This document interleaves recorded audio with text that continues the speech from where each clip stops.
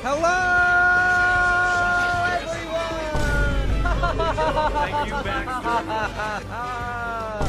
It's me, everyone. It's BGE to your favorite One Piece Hackta fan appreciation corner stream, led by me, Bestie Man. Hello, everyone. There's a new chapter. Oh, I'm getting a fax. There's many other pieces of vital lore that were there since Chapter 1. I'm now being informed about... Wait, where's my thing? There it is. Oh, there it is. Chapter 1. It was all there. All right. Hello, everyone. And we're not alone today. We do, in fact, have a very special guest. Yes, thank you, Reddit Sephiroth. We'll read that in a moment. Okay, I'm unmuting him now. Welcome, everybody. Feeso back to the stream of TCB Scans. Hello. Hello. Hey, thanks for joining us.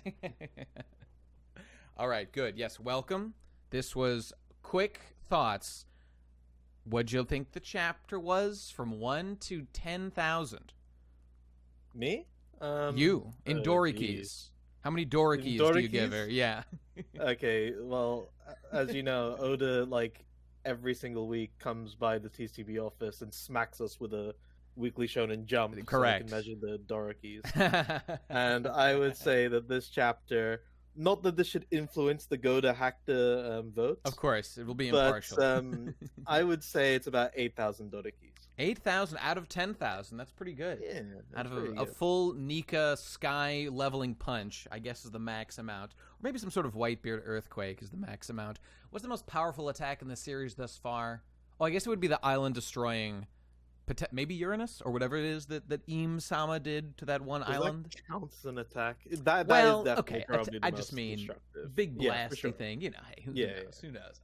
Okay. Hello, everyone. Welcome. Let's just get right to it, shall we? Because we've all got things to do with our lives. This is a joke of a series. This is a meme. You know, Hackta took over long ago. He's in full control. So it doesn't really matter what we say one way or another. So let's just get it over with, shall we? All right, here we go. Let's go. Woo! Oh, and I have a new sounder for everybody. Here it is. This sums up, I think, I asked Oda ahead of time. Okay, I asked him what he thought about his writing ability on this chapter, and he had this to say to describe his current level of hackery. I'm gonna be honest with you. I'm kind of retarded. There you go. That's what he had to say. I have no idea what the soundboard was. Oda admitted his great writing flaws, I'm sorry to say. Okay, yes, it's true. The people on the call with me can't hear it. He said a very shameful thing about himself. Okay, we will move right along. Yeah, let's just get to it, shall we? We've got the chapter up. As you all know, this is Feeso, the editor of TCB Scans, that we are currently reading the scans of. And if someone produces a better product faster, we will all drop at the drop of a hat, like the cutthroat, brutal monsters that we are. You guys do produce the best scan in the game at the fastest rate, no doubt. So you've got my appreciation, and I'm sure that of everyone else here. Right, guys? Show some love in the chat, please, to old Feeso and the gang. Okay, I'm sure they'll get back to us on that. Oh, and quickly before we start, and we'll do the vote now. Let me just catch up on the kindly donator people who just subscribed. Let me pull those up real quick. That was, in fact, they've paid for their sound bites, and they shall get them.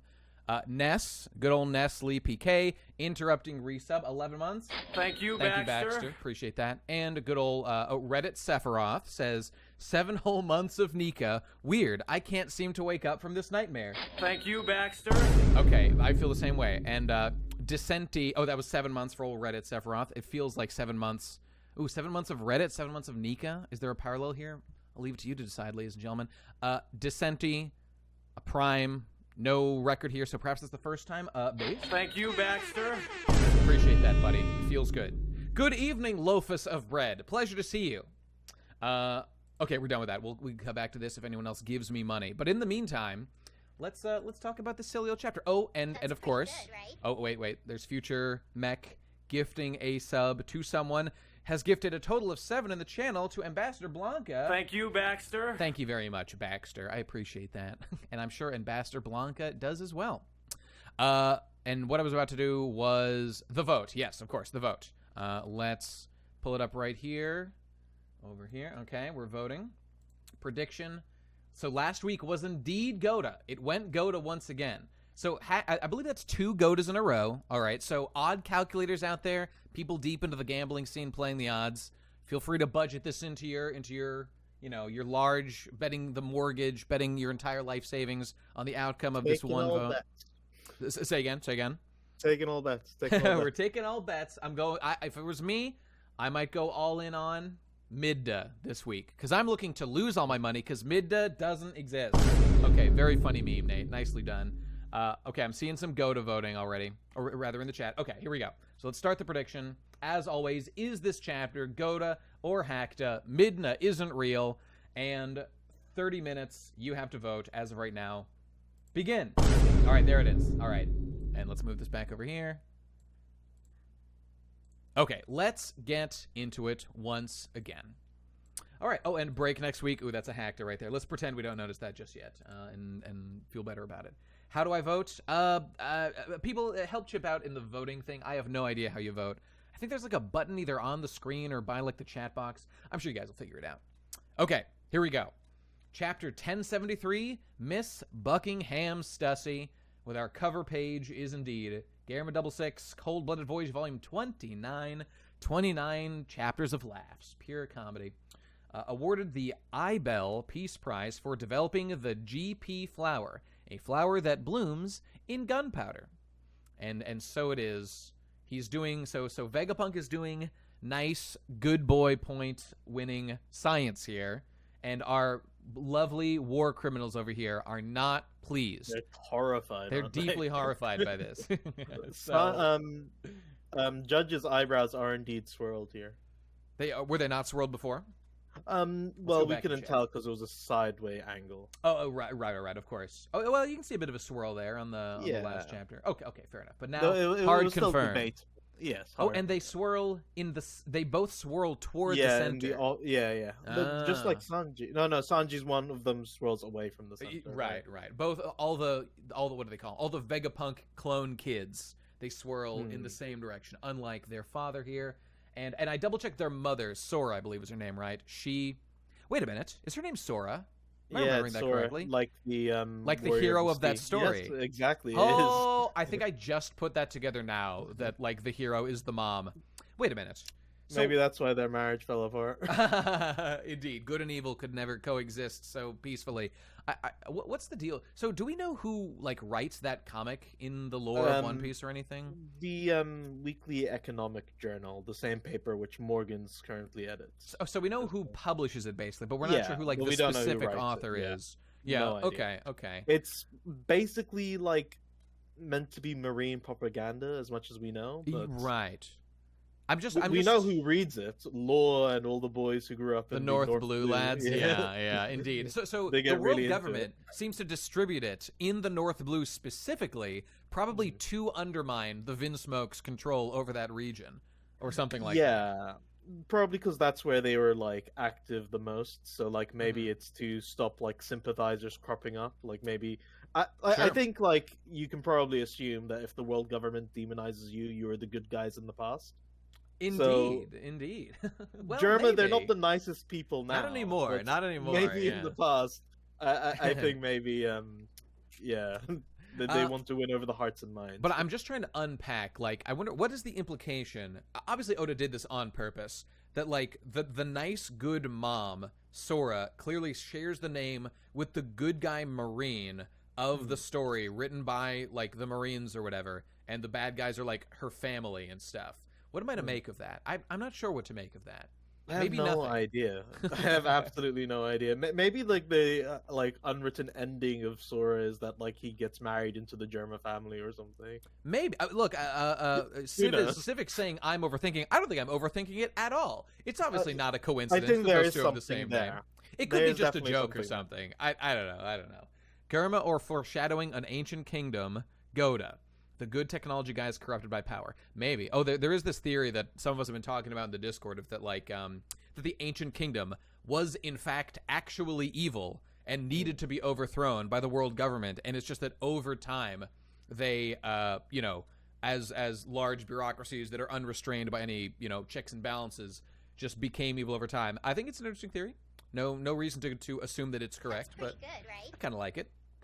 Oh, and we've got another subscriber here. Noogie Boy, 7 months strong. Thank you, Baxter. Appreciate that. Are we talking about Shota Mihawk Sweat? We will, Noogie. We will. Noogie? Whatever it is. Oh, God. Sweatgate. Sweatgate begins now.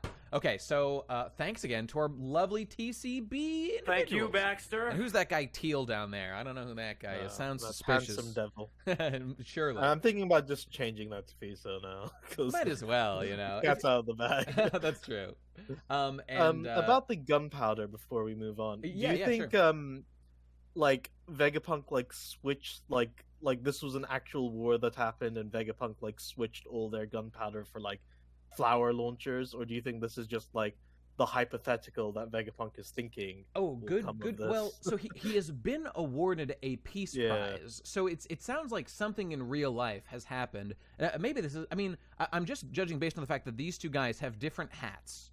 That these are two different war factions, and so that this is in fact an actual war that was halted in its tracks by Vegapunk's, like anti-war technology here, basically, or anti-war biological weapon, I suppose you'd call it. Not a weapon, but the opposite of a weapon. Yeah, that's what I think. And these guys are horrified because they love war and they want more, war orphans and whatnot to work in the mines and other such things that you need nubile young hands for. That's what I'm working with right now. I wonder if this was like, was it loaded with flour gunpowder, or is this technology he invented so strong that like in a tank that would have otherwise been shooting normal gunpowder, it like infected it and changed the configuration inside to shoot flowers? Any thoughts on this, Feeso?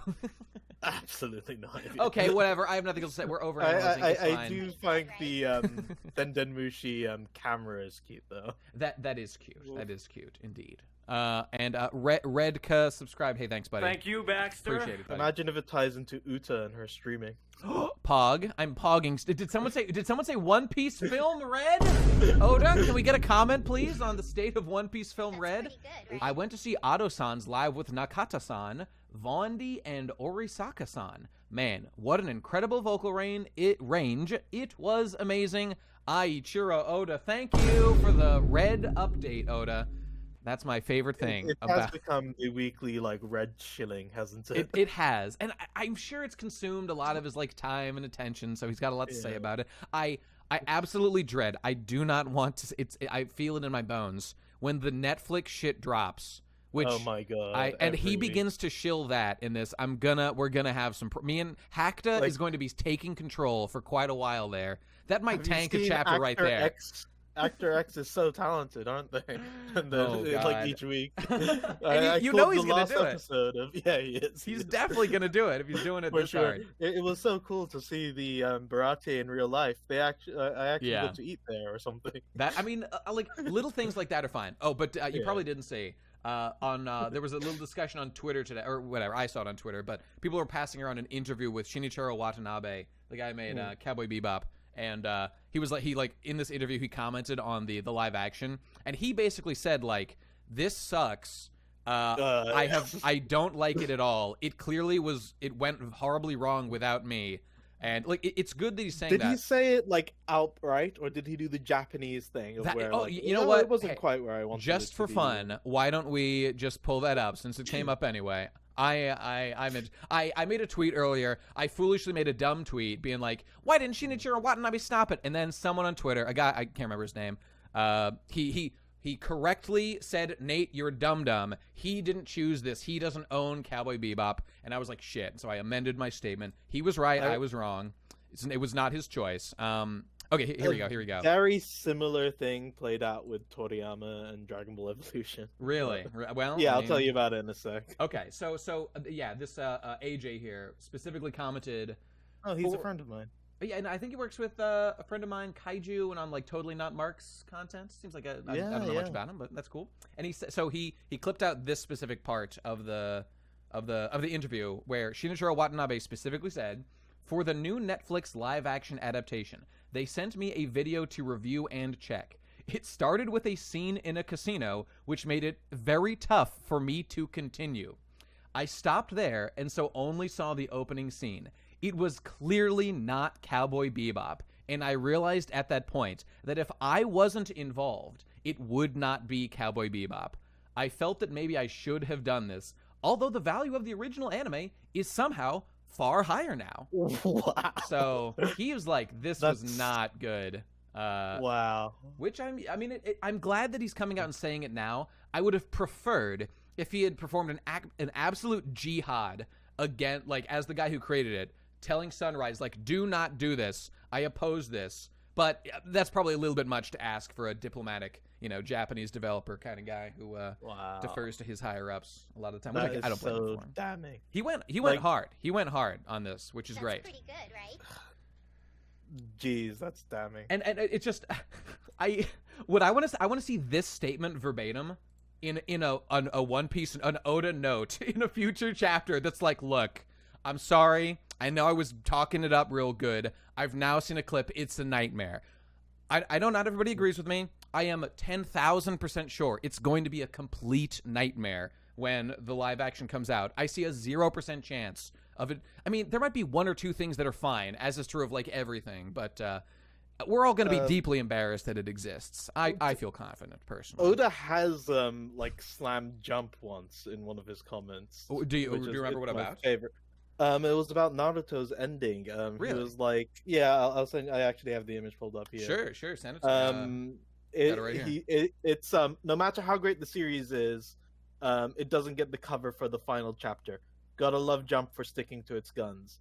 He was really upset that Naruto did not get the cover chapter for its final. So just to be volume. clear on this, so he's saying that Jump has a policy of not putting the final chapter of a series on the cover, or No, maybe it's more of a Jump- soft policy. It's a trend or something that's No, that he's its noticed. policy is just like, the who gets to be on the cover of Jump is booked in advance. It's Gotcha, scheduled in gotcha. advance.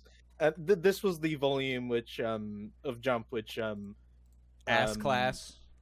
Yes, Assassination Classroom got to the center, and Naruto is just unceremoniously shoved in the corner for its final chapter ever. Lol. So that's what he was critiquing Jump for.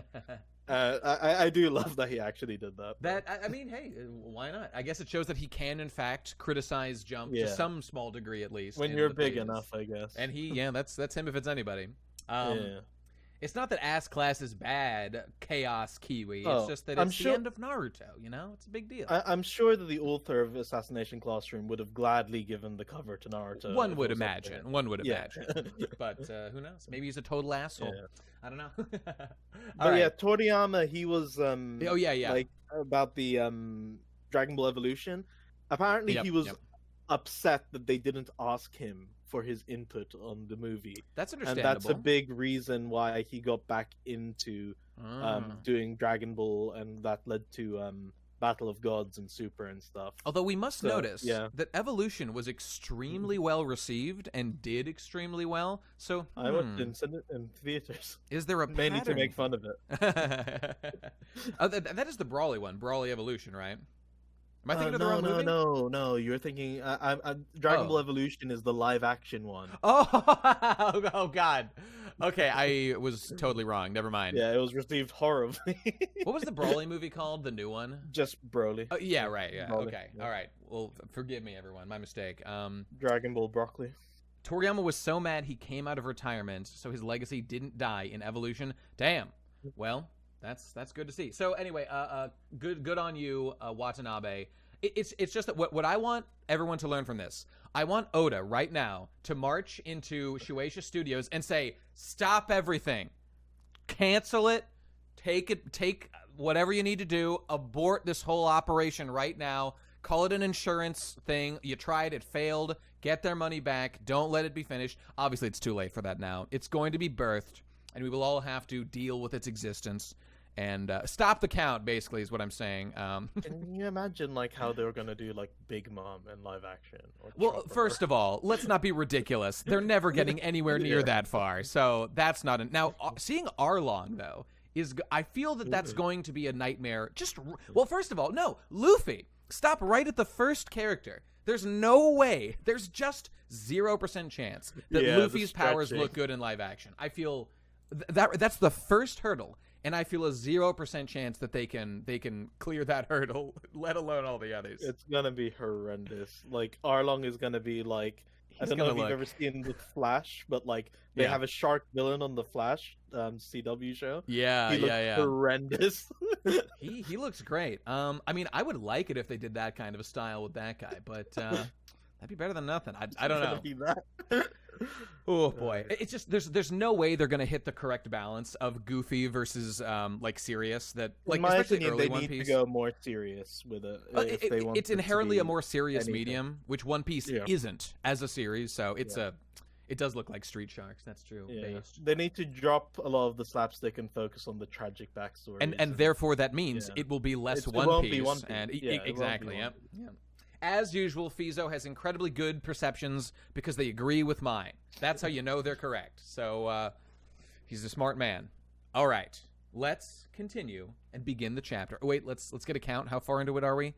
That was, I think, only 15 minutes after starting. That's better than usual. Not bad. Not bad.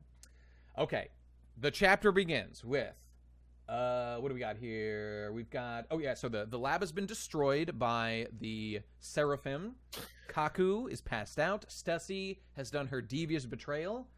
Lucci attacks and is utterly fodderized instantly by Stussy, who we're still not getting any clarification on exactly what her power is. So Succubus Bros, Bat Bros continue to hold the line. Vampire Bros, we'll find out in time what it is. And this is some sort of paper. Okay, so she's doing Kamiye Heartbreak after. See, this is another one. I gotta chastise you and your TCB. What's the word I'm looking for? A criminal enterprise for not using the translation we all know and love of Kamiye. Defend yourself, Feeso. We all know and love it, do we? Because I feel like most people were like, was that a move we've heard before? What, did these people not read all of Enies Lobby multiple times and memorize even every if they line? Did. Well, okay, yeah, I mean, that's true. I mean, yeah. What's interesting about this move is our translator had, like, they felt it could be, like, the, like, not the paper arts part, but the secondary part. Mm-hmm. Might have had multiple references to it. One was obviously after image, which is what we put in there. But also, like, the way image is written, it could be like read as like a pose, like something you do after a picture or a selfie. Ah, okay. But also the heartbreak part is like there was apparently a pun on the lingering effect, lingering emotions after a relationship, which is why we got this composite name here. It's so funny to think about. If one is to get realistic about it, imagine Stussy sitting down and being like, I need to think of a cool, like, potentially like lore relevant name for this technique I'm using. What like fits my personality and style? Ooh, like heartbreak because I'm like a femme fatale, and like after image, it's like like a pose after and then a breakup, but it's like an after image that used to be, and I'm betraying them too. Yes, okay, great. I'll name it this. And then there were events in the past where she's with CP0 and she uses this attack and she says the name and they're all like, huh, that seems like an attack name that a betrayer would use. Surely that won't be you, Stussy. And she said, no. It's simply a name. Don't overthink it, guys. Yeah, you overthink it, Lucci. Let's also note that I think this little bit of Stussy here looks particularly great. And I like this one quite a bit, this little drawing here. So she dodges, does Kamiye Bros. We're feasting right now. It's been a while for us. And now, when you don't understand, your first instinct is to go for the kill. Okay, little banter with Lucci. And so, turns out, her lipstick has sea stone in it, apparently. Okay, that's what he says here. She hits him with the old sea stone lipstick. Fair enough. And then, okay, so clearly, these fangs sure look vampire-ish at this point. So I think Vampire Bros, it's looking pretty strong for your case at this moment, but we'll see. Maybe she'll be like a bat, and it's some sort of hybrid Zoan form. We'll see. Excuse me. So she got him though. So she's using not one but two things. She's using a Kairoseki lipstick as well as this biting attack thing. Oh, okay. It's to immobilize him long enough for the bite, I think. Yes, that would make sense. Although Kairoseki doesn't like immobilize you exactly, does it? It kind of Weakens and slows you down. that's fine. Slows you down enough. That'll make a difference for a skilled opponent like Stussy to get in there. Incidentally, this art also looks good here. I think it looks quite good. Just noticing, trying to fight back Hack to claims a little bit, and give Go to his due. So she got him. Oh, okay. We've got something big to talk about. All right, TCB scans. My first ever Look, swear. my wife's son was in the room, all right, when we were reading this page, all right, and he heard a swear word. And how am I going to explain to her when she gets back from visiting her third boyfriend that her son was exposed to the word bitch? How do you justify this cruel assault on innocent young ears by using this devious word?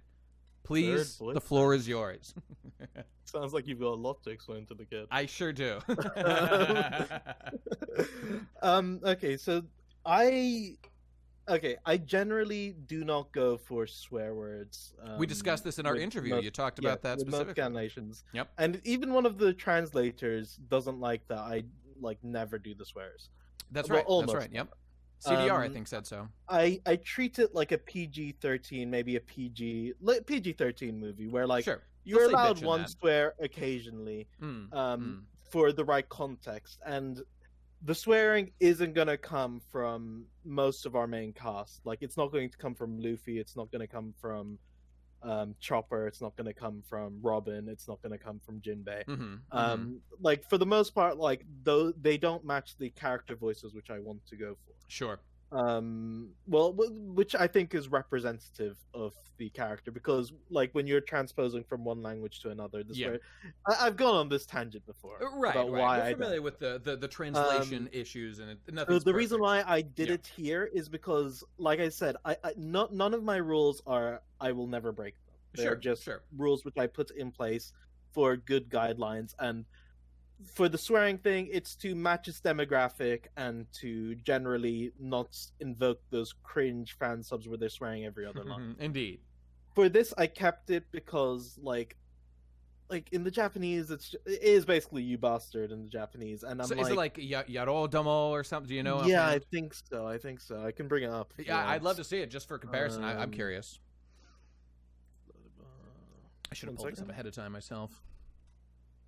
Kisama. Maybe it was one of those. We'll see. Why don't you read comments while I load it? Sure, no problem. Stussy is honestly the baddest bitch in all of One Piece. She certainly has the most qualities of her character. We went through the list last time. Clone, former Mads associate, clone of that. Okay, here we go. Got it. And many more. Go hear the last stream for more. Okay, so it's Kisama. So yeah, I don't know that first kanji. I know Sama is actually like the Sama for like formal words. Maybe I could look that up. I'll look that up later. But so he says Kisama. I think we're all familiar with that if we know anime. So it's the generic Japanese like you bad person I'm calling you right now. Yes, it is. And the reason I put it is because like her general like demeanor, she's like, oh, you boys are so tough, the kind of like the heartbreak thing and the whole aesthetic of it, and also like I played around with damn you and other like kind of things, and it just didn't feel powerful enough. Yeah, sure. So okay, I thought about it for a bit, and I remembered One Piece, the dub specifically, does use bitch occasionally. This does look like Lucci is taking a selfie, by the way, with Stussy here biting him. Yo, check me and my bitch out. You ain't never had pussy like this, my dude. So I figured it would be okay in this instance, so I put it in there. I will say, because this is an interesting thing, because it is a little bit of a deviation for you. It certainly seems to capture the intense feelings of betrayal that Lucci has. Now, I'll say, again, nothing's ever perfect. To me, I consider Lucci a bit of a classy guy, so I'm not sure I would have necessarily translated it exactly this way. But then the thing is, when you have a limited number of words that you can use, it may well, if I were to sit down as you did and look through the list of all the possible options, I may well end up agreeing with you that this is the closest fit to capture the emotion that he's kind of expressing here. So I leave it to you. Yeah. This seems like a fine pick to me. And it's very harsh and like cold, and Yes, I don't know. yep. I kind of just read it like that, so Mhm. that's why I chose it. Fair enough. Fair enough. All right, translation bros, we're learning, we're growing this stream. This is educational. Feel free to reward me monetarily for your continued big braining. All right, great. But not TCB. They don't need anything. Just me. I'm specifically. Yeah, one. don't reward me.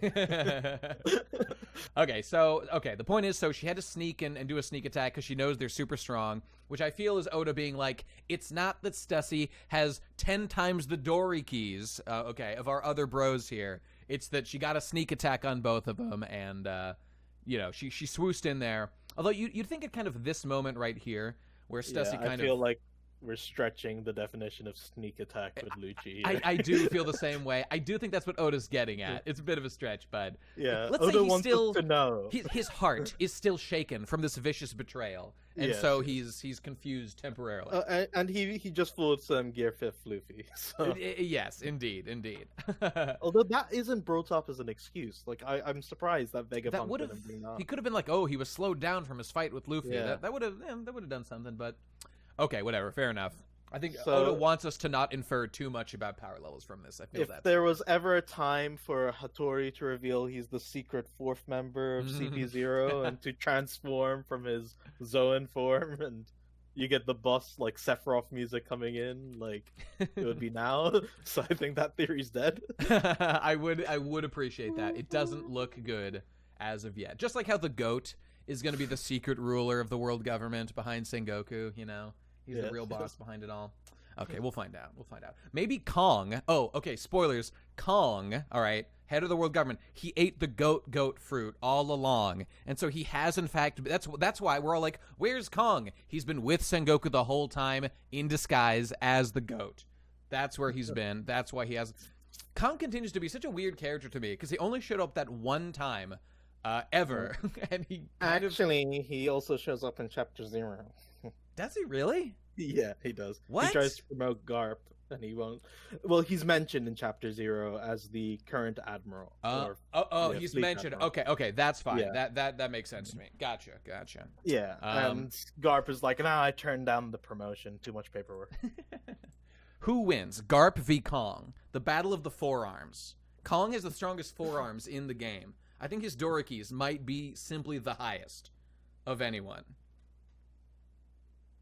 No comment. All right. He fears. Feeso fears the Kong. All right. He has nothing to say when his name's uttered. They run in terror. Okay. Okay, moving on. So everyone jobbed hard to Stussy over here. Okay. Everyone's confused. They're asking what's going on. And Stussy is reporting to someone. I put them to sleep.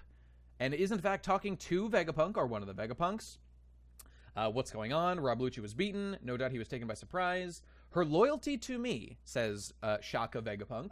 There is a funny gag here. I think Pythagoras thinks that maybe York was taken out by the But she's rubble or just something. asleep. She's just sleeping. Yeah. Yeah. Okay.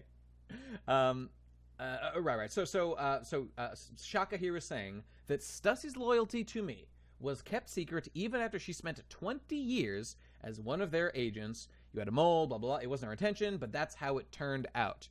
At this point, it does seem fair to call it that the person that Shaka, or, that the Vegapunks were talking to was, in fact, Stussy. It's looking that way right now. Do you disagree at all, Feeso? No, I agree, and I think it kind of it's a little unfortunate because you remember when it first happened, there's this line from Edison. I'm sending you. Oh yes, I think I saw people talking about this. Where driven out of home. Well, that's not exactly not true. We don't know where Stussy lives, but like the implication of that. Well, wait. Viz went with the very literal translation here. Yeah. The translator I spoke to actually thought maybe instead of home, it could be their position, which would imply more rank or like standing. But we went for something more vague, like they would have nowhere to hide. Like it would be relentless to chase. Sure. Okay. But when you look at this foreshadowing and this answer, I can understand why it might not like fit perfectly for some people. but Yeah. looking at it like from the context of the translation and like this answer, I think it is definitely meant to be Stussy. To be honest. I agree, and I saw people passing this around before. I don't find this translation. It is a little odd the way that it's framed. Driven out of home. I mean, that's an odd choice.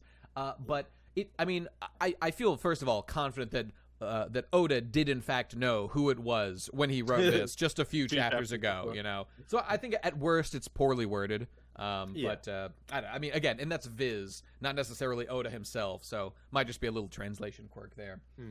But okay, so it appears to be Stussy. Okay, Edison is a cute little guy. I agree. I'm gonna be honest with you. I'm kind of retarded. Okay, so all right, so we're past that. We've established the mole. Here is Stussy saying, "Doctor, unfortunately, my authority level is the same as Lucci's, so I can't override his orders and stop the Seraphim." Okay, let's hold on for a second right there, because this I saw. I was watching some discussion of this, and okay, personally, I didn't care at all about any of this like hierarchy stuff. I needed like no actual explanation given other than like they'll only listen to Vegapunk or something like that.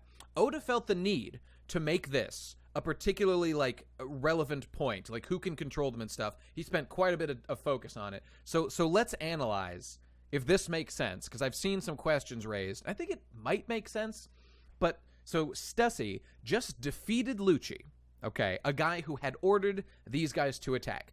She is also CP0. They should have the same level of commanding if they're like, I don't know, they both have a chip or they share a chip or something like that. Versus in the past, Sentomaru had like ordered them to attack them or something, and then Lucci took out Sentomaru, who has a higher level clearance, and then Lucci was in fact able to order the Seraphim to do something, to do stuff for them. So why is it that Lucci, with a lower level command thing, was able to, he defeated Sentomaru, and that he could give them a command, even though he had a lower level command thing. Yep. Stussy has the same level of command hierarchy, potentially, as Lucci. She defeats him. Why can't she give orders to them? That really, I think I copied a message somebody has sent before that was trying to make sense of that. And it could make sense if only Lucci had like the specific chip thing that they need. But why can't Stussy just take it from him now that he's unconscious? The explanation she gives here has nothing to do with the chips. It's just got to do with like, because she says my authority level is the same as Lucci's, so I can't override. We have to assume that how did Lucci override Sentomaru's orders that are a higher level? That doesn't seem to add up.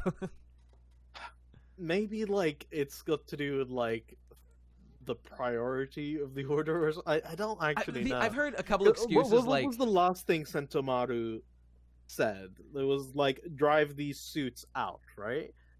So that's a pretty strong order to do what he says. That you'd think, if the same logic applied there, wouldn't get rid of these suits, is what Ghoulish says. Yeah. I'm wondering if maybe like they considered Sentomaru's orders complete and thus they were ready to. It's actually I don't actually. Yeah.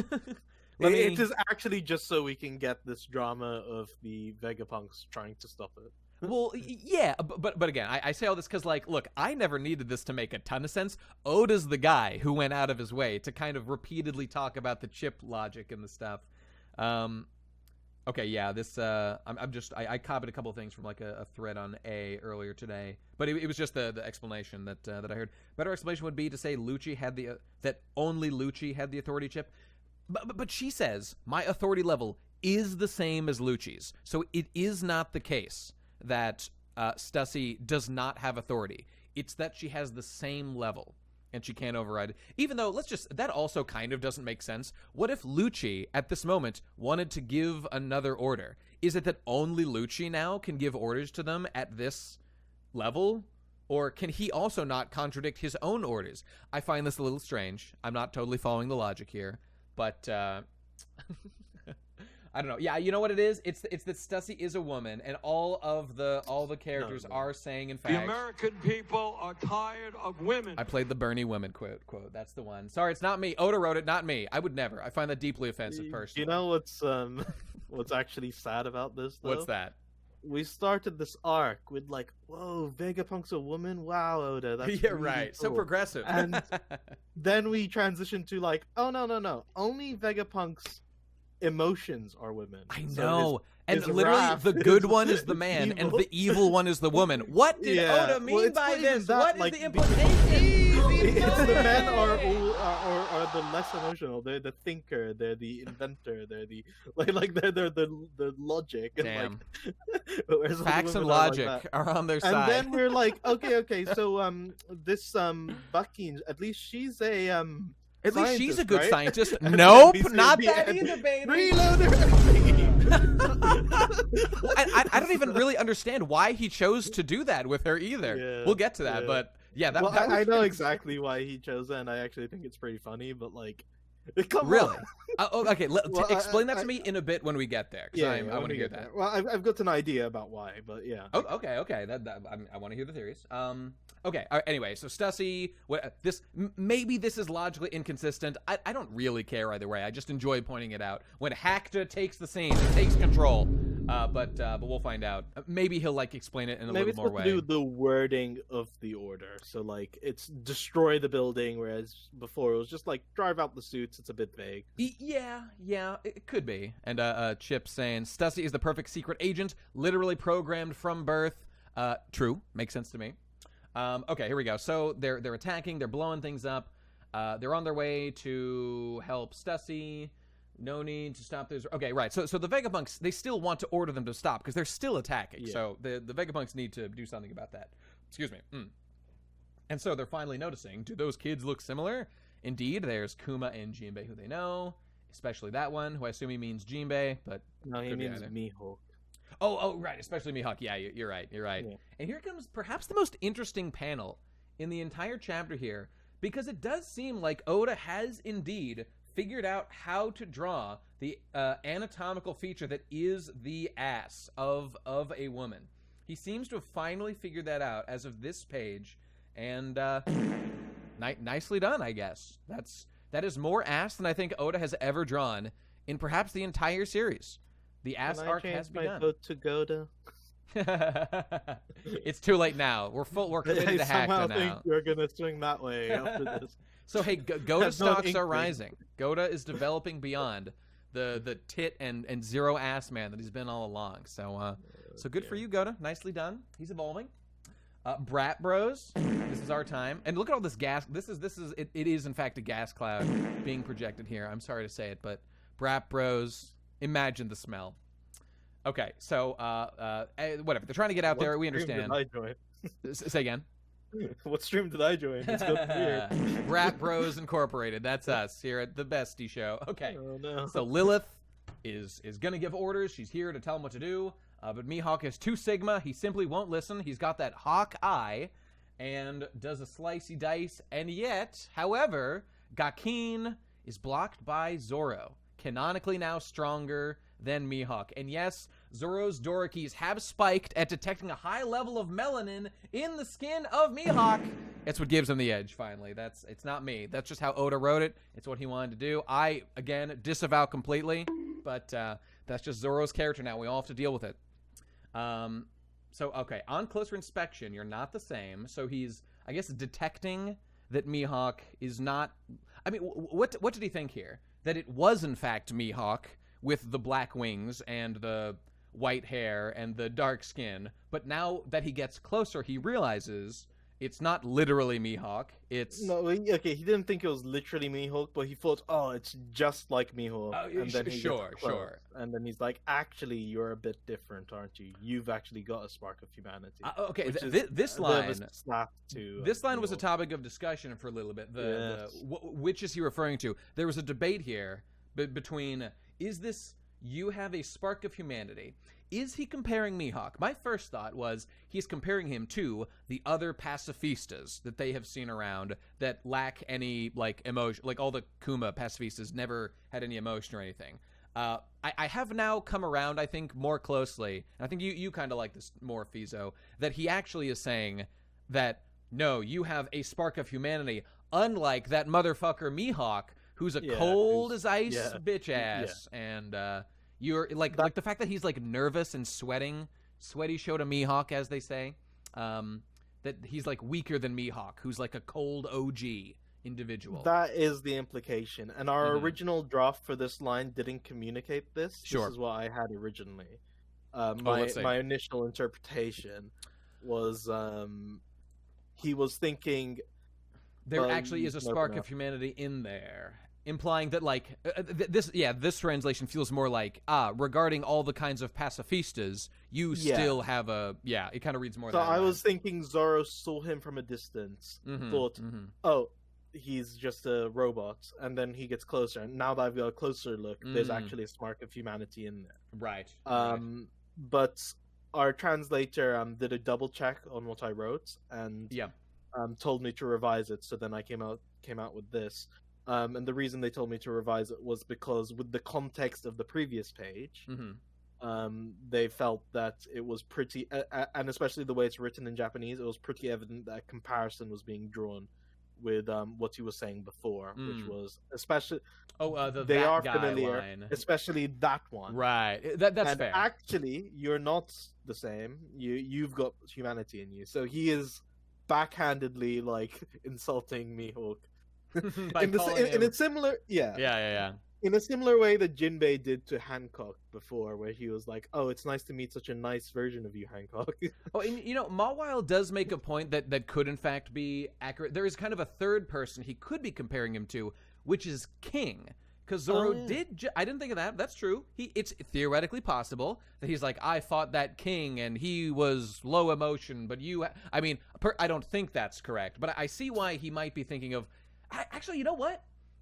Now that you said that, that actually does kind of make me think, maybe more than Mihawk. Possible. Yeah, now I'm not so sure. He's thinking of King.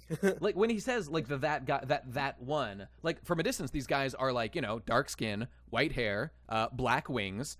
I would say that Mihawk probably looks more like King than he does like Mihawk from a distance. Because, I mean, also, I actually thought Seraphim Mihawk was Seraphim. I did too. I thought he was Baby King or something. Yeah. So, okay, that's all. Hey, so this is where you get to interpret it how you like. It's not crystal clear.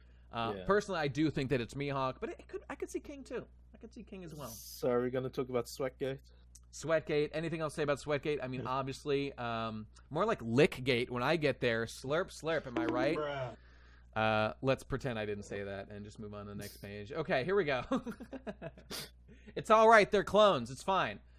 Seraphim. Okay, so now this is the little guy is Edison, I believe, right? That's Edison. Yep. Yes, this is Edison, my least favorite punk because of his stupid accent. Because of his stupid accent, right? So Jinbei is giving him the Fishman blast. He didn't get a chance to tell him to stop. I guess it's now a race to have them hear the order from someone with the authority to tell them to stop. Looks like that has not happened yet. No, it can't be. So he got blasted. Oh, okay. Got saved by Sanji. Nicely done. Look at Lilith. She was in fact worried, even though she's literally like the evil one, right? Isn't that her? Yeah. And yet she seems to care about. I don't know what's going on with that. Maybe it's that she was really upset when Atlas was destroyed too. She wants to get revenge for her. Yeah. What did Oda mean by this? This is very strange. This is very odd. I literally don't know what Oda is getting at with Lilith's character. I don't understand like what the joke is with her. Is it that she's just kind of like a Yankee? It's probably just not that serious. It's that it's like she's like a little edgy. She loves guns and something like that. Vegapunk doesn't have that much evil in him. It's like how when Sora got turned into a Heartless in Kingdom Hearts 1, because everyone has a little darkness in their heart, everyone can turn into a nobody, a Heartless rather, except of course the 7 Princesses of Light, but we all know that. But Sora turns into, in fact, despite being a very powerful chosen one of the Keyblades, sort of, he becomes a low-level Heartless, a shadow, because as a good boy, he's got a little bit of darkness, not that much. You're gonna be recompleted. That makes sense to me. So Vegapunk's got a little bit of evil in him, and it's in her, and also maybe like some violence and stuff. All his bad Or habits. maybe are in her. like evil people like themselves, right? So maybe she doesn't want to see like any harm come to. Well, part that's of true. herself. That's true. Okay, it's artistic. Interpret it how you like, ladies and gentlemen. Okay, so the Seraphim. Oh, I guess they did in fact listen. I guess is that his call did in fact work. Okay, cool. He survived and lived. Yeah, the kaboom happens. Like he gets it off, and then the explosion happens. Right. Which means Sanji moved in like an instant. I've seen people Correct. talking about Zoro being like, and they're trying to speed scale him. Oh, and stuff like I that. didn't even. Yes, let's analyze how many Dorikis difference we can tell now between Sanji and Zoro. We do know that Sanji low diffed his opponent being queen, whereas with Zoro he high diffed his opponent of king, which I think clearly implies that Sanji has more Dorikis. Sanji right now is absolutely mogging Zoro in the story. I think it's fair to say. And their bounties need to be adjusted accordingly. I would And say earlier so. on, I saw people saying, "Oh, baby Mihawk pushed Zoro back." Oh, God! Imagine being a power scaler. I wouldn't wish I that know. fate on my worst enemy. But I did see people being like the sweat, like, yeah, okay, it is kind of cool to note that he's a bit nervous. But a lot of people Yeah. are like, the sweat is such a like, yeah, power it does scaling is look very hard. I mean, look, it's obviously supposed to be done in generalities. I do feel that it's at least implied that Zoro is of comparable strength, probably more strength than Mihawk. Yeah, as at the of moment. here, it just looks as that the- way. This baby Mihawk. Right, baby Mihawk. Yeah. This kid is gonna grow up, by the way. Right, and when he's an adult, I he don't- probably yeah. will be full on, full Mihawk power, which is almost certainly more than Zoro as of right now. Seb is right here, though. Speaking of the Sanji, obviously higher power level. Zoro never recovered from the birdcage incident when he was not able. Oof, yikes. Fujitora also. Dressrosa did long-lasting damage to the Doriki counts for many characters, but I've got hacked though, by the way. yeah, what's that? You see that kaboom panel where Yep. Mr. Sanji comes in? Why is that not Brook? Why Brook is it is not already Brook? there. He can jump the highest of everyone. He's one of the fastest in the crew. Why not let Brook eat for a change?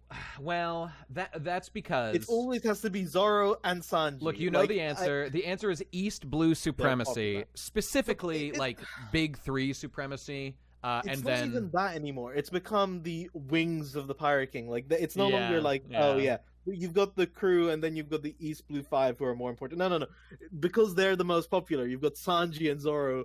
Like they're the wings. They're the ones who make Luffy the Pirate King. I just can't.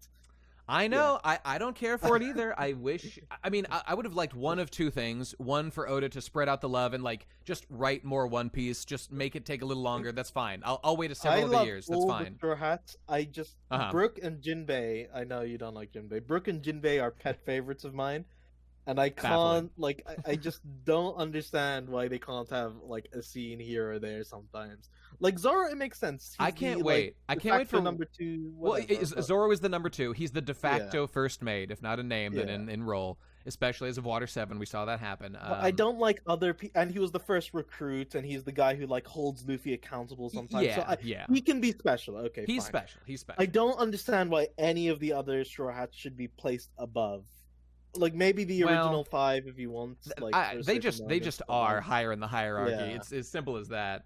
I mean, joining I love earlier, them all equally, but Oda clearly has his.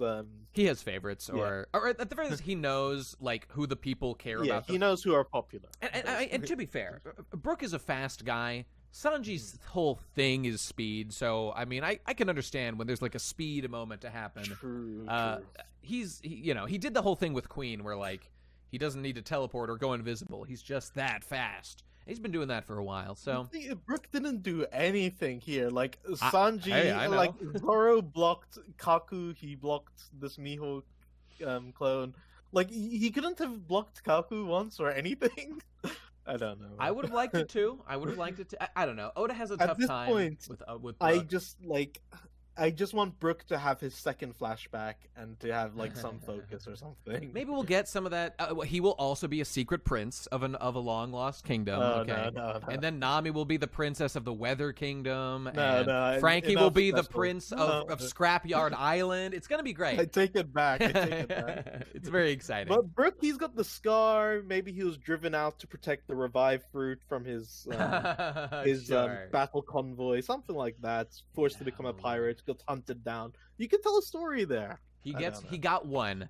I'm willing to look past one with Sanji, even though I consider it a bit forced. You get a maximum of one. You know, I was just reading, I was watching some interviews with David Chase, who did The Sopranos, and there's a twin. There is a twin situation in The Sopranos. There's one character with an identical twin, and because that character was initially introduced like early in season 2 or something, and was killed, and then later on. They were like, man, that's like a great actor. We just want that actor in real life. You know, David Chase and the others were saying, we want him back.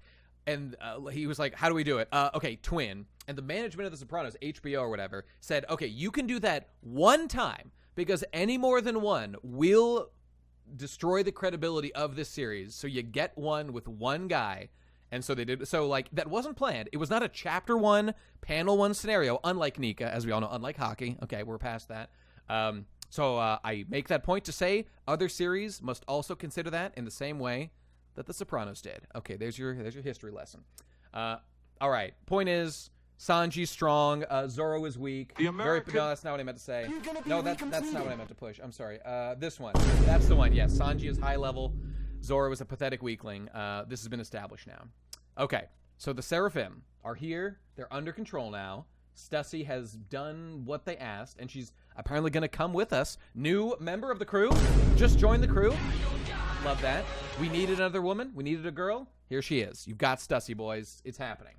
Double the crew in one arc. And, yeah, right. Hey, you can't keep adding people. I am wondering where Oda is going with this. Will, in fact, all these people actually get on this boat and sail out together to, let's say, Elbaf? Because obviously they're not going to be there long term. I think Oda's a little wiser than all that. But I'm inclined to think that will not happen. I mean, again, Kizaru is on the way. Things are going to happen before too much longer.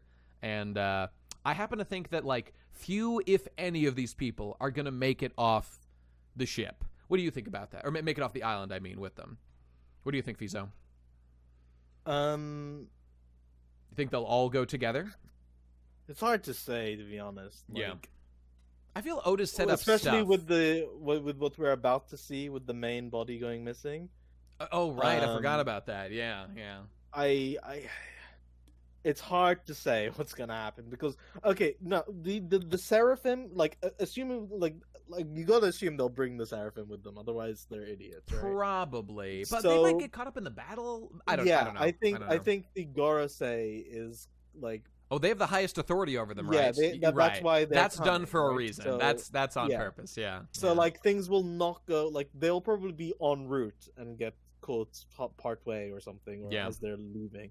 Or maybe no, go on. Yeah, and also like having so many Vegapunks, they're kind of expendable. You can kind of like kill them all. I know, right? The fact that there's so many does mean that there's room for them to go. Or at least be captured and, like, eliminated just from the narrative in that kind of way that they're... Unless, like, Lilith really is, like... For the longest time, I thought Lilith was gonna betray the other punks because there's this thing where, like... That would be interesting.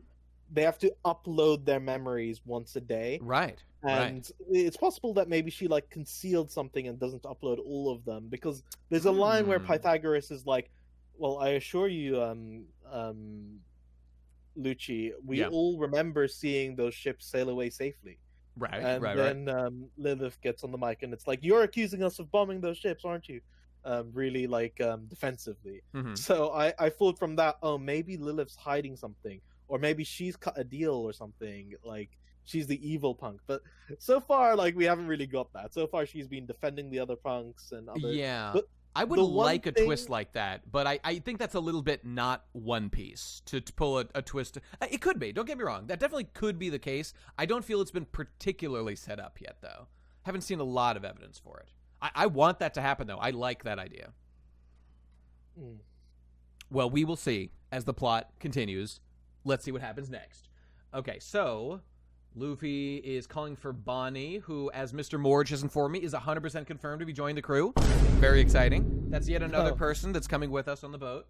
Did he say that? I believe he put out a video that was like, in fact, let's just pull it up. Morge, I love you, buddy. And I love the commitment Morge has. It's probably just to get the clicks, though. No doubt Or that unless that's he correct. really believes it. But the man throws his dick directly onto the table each time with these incredibly dogshit theories that he often does. Again, Morge, I respect your commitment. Look at it. Look at it. Bonnie becoming a Straw Hat seems guaranteed. Now, am I going to watch this video? Absolutely not. However, that is a provocative thing that does make me want to click on it to see his evidence. So he is, in fact, a I like good how YouTuber. Carrot and Yamato are crying on that cover. Yeah, I like to see Yamato cry. That's great. Oh, and Carrot, Carrot as well. never had a chance. Carrot, I couldn't agree more. Carrot never had a chance. And Yamato, I mean, I was positive. Everyone was positive. Well, okay, not everyone, but everyone with a brain was like, there's no way this would just be a debate. This must be le truth. What's about to happen here of her joining the crew? But then it didn't happen, amazingly. So Damon in the chat. Oh yeah. Just saying. No, I'm not the one who writes in Morge's chat. That's Wup, the Is that how you say it? I've never said it out loud. I don't know. How do you that's spell the it? head of TCB. WUP. WUP. Wup? Yeah. I don't know. Weird Okay, name. something like that. But yeah, he's the one who generally runs the social media and the main accounts. Oh, that's cool. That's cool. So yeah, whenever you see TCB's like as an account, that's probably it. Ambassador Blanca says, "I'm holding the line for Carrot to this day." Bruh. All right. Well, Carrot was just never treated as a Straw Hat. Like she never had much time with Luffy. but then and again, well, no, you're right. Okay, You are the other correct. thing is like she was never an outsider in her society. She was always like, yeah, just another one of the minks. She loves being a mink. Blah blah blah. I mean, she was like Vivi with like less development, less time. I mean, and she's gone on to like be the new princess or whatever of the minks. Every other Straw Hat is an outsider, a reject. Yeah, they don't fit into their society. Not, they not find Jinbei, a new though. family. Notably, not. Well, no, Jinbei. Jinbei is a. But the fishmen themselves, exile, are exiles in society. Yeah. So but Fish Jinbei is the himself... diversity hire of the fishmen, of the Straw Hats. True that, but I think with Jinbei, he kind of like takes on himself to like live apart from Fishman Island, to go and make these deals and put everything on his shoulders. That's true. He certainly is. I mean, that's why he's a Shichibukai, to protect them and stuff. So and also like later, like he was staying away from the island during Fishman Island because of like joining with Big Mom and stuff like. Sure. He's definitely like respected there, but I don't think he would like spend much time like roaming around the like Neptune's palace or something. Well, I mean, instead of saying, I mean, technically, I think that like kind of as things got later on, the pattern fits. It doesn't really fit. First of all, Luffy wasn't rejected. Zoro wasn't rejected. Sanji wasn't rejected. I mean, like we later learned he was a prince. Okay, I don't think that was there originally. Whatever. Nami was. Nami has that sort of thing going on. That's true. Usopp obviously not. He was just a kid from a village. Chopper was. Robin absolutely was. Brooke definitely fits the archetype as the guy on a ship for 50 years. Frankie also absolutely fits. And Jinbei. So, yeah, right at the beginning, less so, but it definitely kind of became a trope as it went along. And Nami was probably the first one that it really works for. In any case. Dude, I was freaking out on my side during all of this conversation. Yeah. Because the page which I have loaded up has the old version. Where there's a typo. Oh no! And I was like messaging people while I was joking around with you, being like, "Oh my goodness, guys, the thing we need to we have a re-update." mistake. We have a mistake. Yeah. But we don't. It's because my cache has not updated on this browser.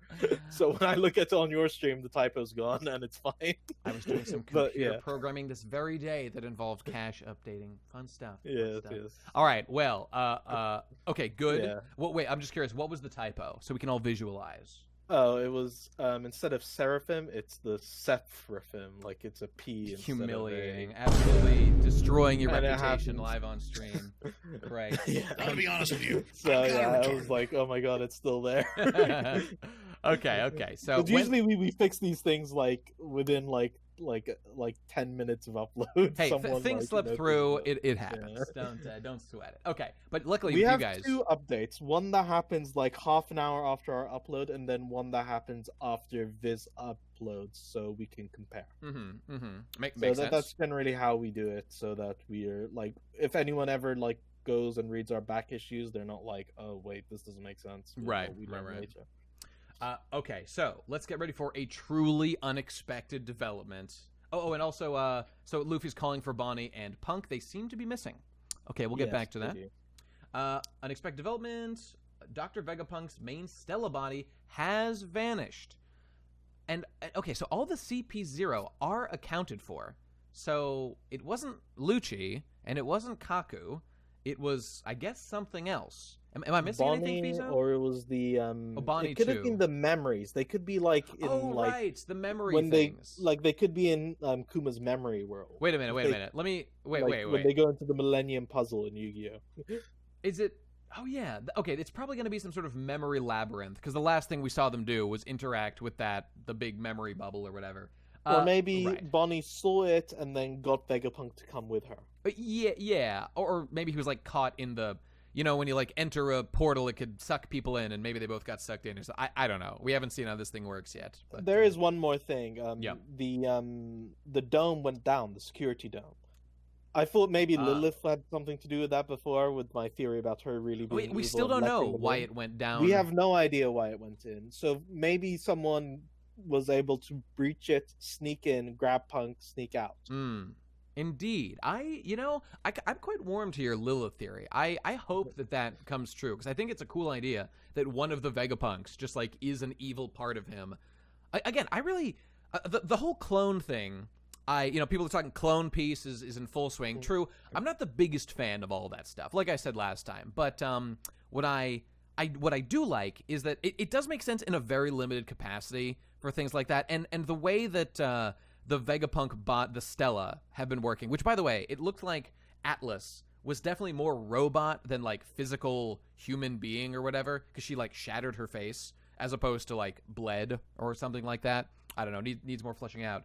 So, like, clones never needed to exist, I didn't think. It could have just been, I don't know, an undescribed thing that he just did a technology, and he figured out how to split himself up among different people. That's fine.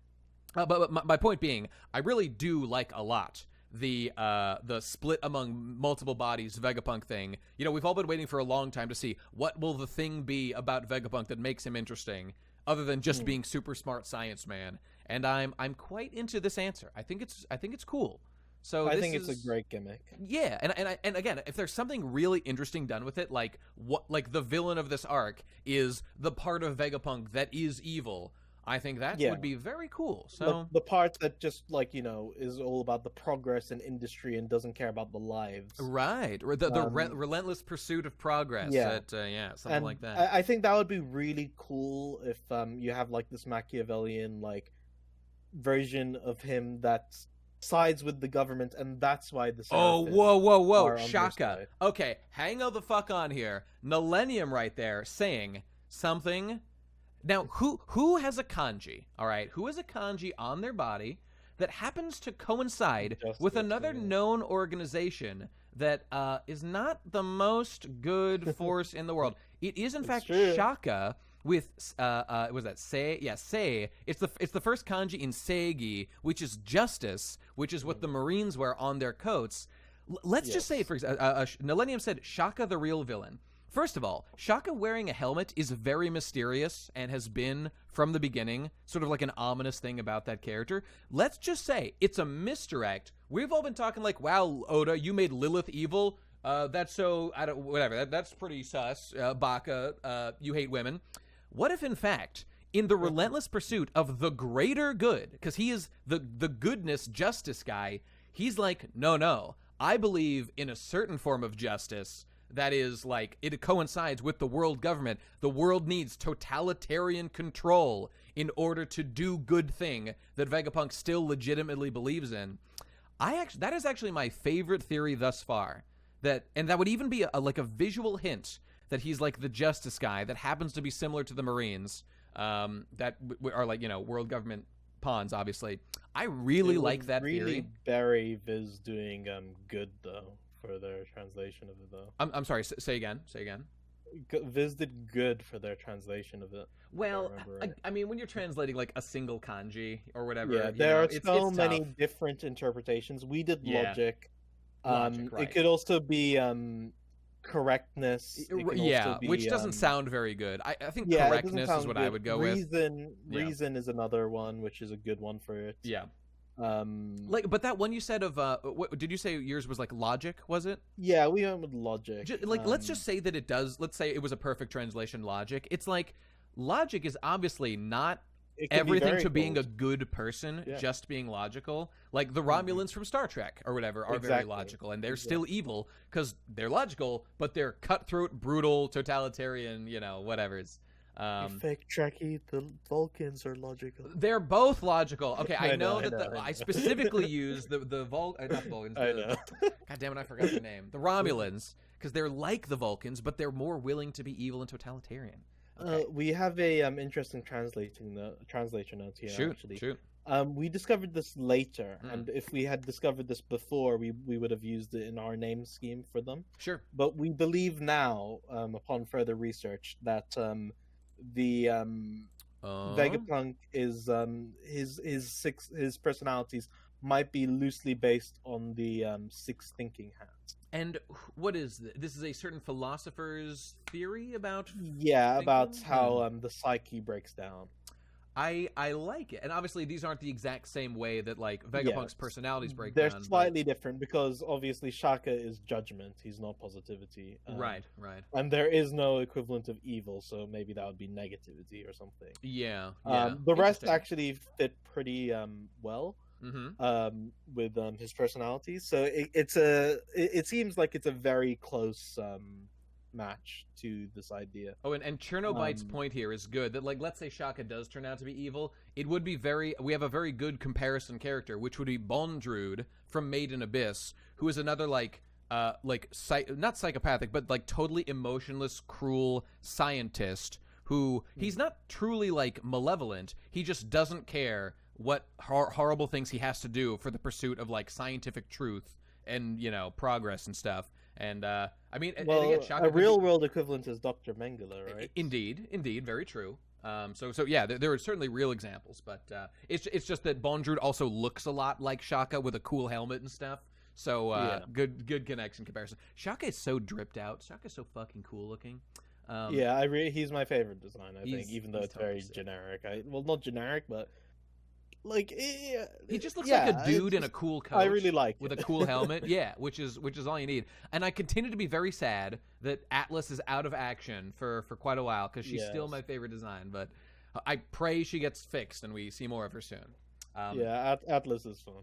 Okay, let's continue. So, before we finish the scene, I was going to ask, because I saw a lot of people asking about it. Do you think Stussy's undercoverness was like her switching to Vegapunk's side? Do you think that was programmed into her, or do you think that's just like, oh, I'm loyal to the person who made me? Paternal. Why not? I think we saw a line somewhere in here that that Vegapunk said this wasn't his plan, that things would work out this way, but that she just has turned out to be like very loyal to him. I mean, and again, because we can clearly see that sort of Oda is. Oh wait, here it is. It's Shaka saying it. Her loyalty. Excuse me. Oh, just burping. Her loyalty to me was kept secret even after she spent 20 years. Okay, here we go. It wasn't our intention, but that's how it turned out. Let's ignore the whole Shaka is secretly evil. We have no way to know if that's true or not. Might not. It's probably likely not the case. But regardless, if this just reads as intended, it does look like. And again, knowing that Vegapunk's like a good, he's not supposed to be like an evil scientist who's cruel and stuff. He seems like a pretty good guy, generally speaking. It seems like they probably made this clone. They treated it like a normal person, and then like gave it some freedom to like choose its path. That's what it looks to me here with the intention thing. I agree. You know, So if Vegapunk was coded as more of a villainous character, I would be more inclined to think that they did program it into her. But I don't think so. They consider her. They're like, oh, we can't put her in danger, or Right, oh, like you know, she'll be chased by the Marines. So like, it doesn't. It does seem like she has a choice, especially when they're like, "Oh, he didn't hesitate to beg for his life." Right. Yeah. Yeah. So, I mean, once again, we will see. That's pretty good, right? Oh, and in fact, let me go back. Someone just subbed. Let me read a couple. I think I missed some. There was, where's the dang stuff? So first of all, that was Delirium 413 Arigato gozaimasu. Thank you, Baxter. There we go. What else we got here? It was Chosen Umbred 7 months. Thank you, Baxter. Appreciate that. And I think I missed George O. George and Radaka. I think I both missed. Thank you, Baxter. Thank you very much. All right. Appreciate that. All right, let's move along, shall we? Okay, so now we smash cut to Sphinx in the New World, Whitebeard's hometown. Okay, where Marco has arrived, safe and sound. Nice little vista shot, looking nice. Okay, and here's some kids. It was scary. There were Marines here recently. Marco had left them to their own devices. And so there were mean Marines here that were searching for Whitebeard's treasure, apparently. Similar to pirates, there's some nasty Marine boys. And they're clearly acting like gangsters. They're like, it shows the treasure will hurt you, or whatever. This place isn't government affiliated, so you have no legal rights. Fascinating. Just like Wano. Okay. Whitebeard This guy clearly looks like Nezumi's older brother. He does. Yeah. He does look like Nezumi. Whitebeard must have kept all his treasure here, which I believe do you remember what arc he was in? Was that Arlong? Yeah. Wait, was he the good Marine that tried to stop No, Arlong? he's the bad Marine who tries to get Nami's money. So it's just like this. Okay. Where he confiscates Nami's money. Remember who was that Marine who had lots of loops in his hair? Who I think was that's Pudding or something like that. Right? Do you remember what arc he was? Wait, was he the Kuro guy who captured Kuro? Oh no, it was the same one. Okay, I had that right. The person who captured Kuro was Captain Morgan's, Helmempo's dad. First of all, incorrect. He captured the fake Captain Kuro. Fake Captain Kuro. But that's why he's got a big ego. Well, a real Captain Kuro was never captured. He was sent out to sea on a raft, and fate unknown. Obviously, he's going to rebuild his army, and he will come back in the final battle and lead a force to victory. Oh, wait. A quick question before we go away from that. My theory is that Oda doesn't care at all about all the East Blue guys that he hasn't mentioned in forever. Do you think there's any chance we ever hear anything again about the likes of Captain Kuro, even Axe Hand Morgan, who I would love to see something about again sometime? I think Morgan we can. Morgan's like maybe. Yeah, Don Krieg, right? Oh, Helmempo finally arrested his father like he wanted. I would love that. That would be great. Like in a montage. Like maybe at the very end of the series we see him like leading his dad away in handcuffs. That'd be nice. That would be nice. What about Don Krieg or Geen? I really don't want them to. I really think it's pretty poetic for Geen to sail out on an obviously doomed journey because he's poisoned. Right. Yes, he was. He was probably going to die. He's free for the last few moments of his life. And that was before Hactor took over writing, so characters may have in fact died when they said they were going to die.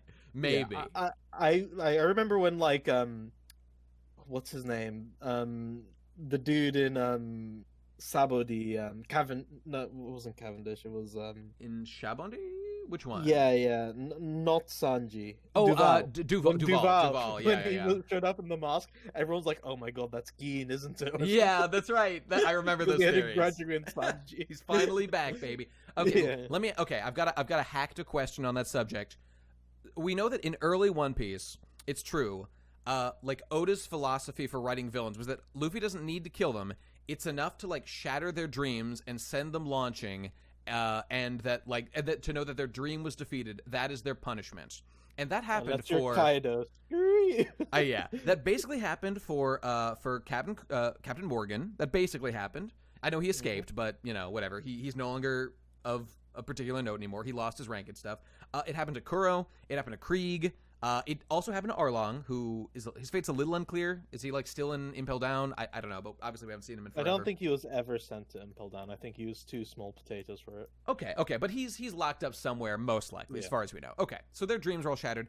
Here's my question: Does it get to you at all? Because I think I have a little bit of some hacked vibes I sense from how Oda then goes on to feel that it is appropriate to bring back and redeem characters like, for example, the big one that comes to mind, Crocodile, who, don't get me wrong, is a great character who I love dearly and has insane swag. However, The whole thing was that Luffy defeated him and his dream didn't come true, and that was like a poetic punishment. Goda, he's done it again. But then he just comes back and like is able to go live a new dream. And so it's like, and let's not forget, Crocodile killed so many people. A gigantic war broke out. And due to purely self-interest, it's not like he had a secret good motivation. He wanted to rule the world and killed many, many people to do it. So, and I know it's not that Goda's saying, or Oda rather, is saying that like Crocodile's good now, but what Oda is doing is giving Crocodile a chance to go do stuff. Do you take any umbrage with that?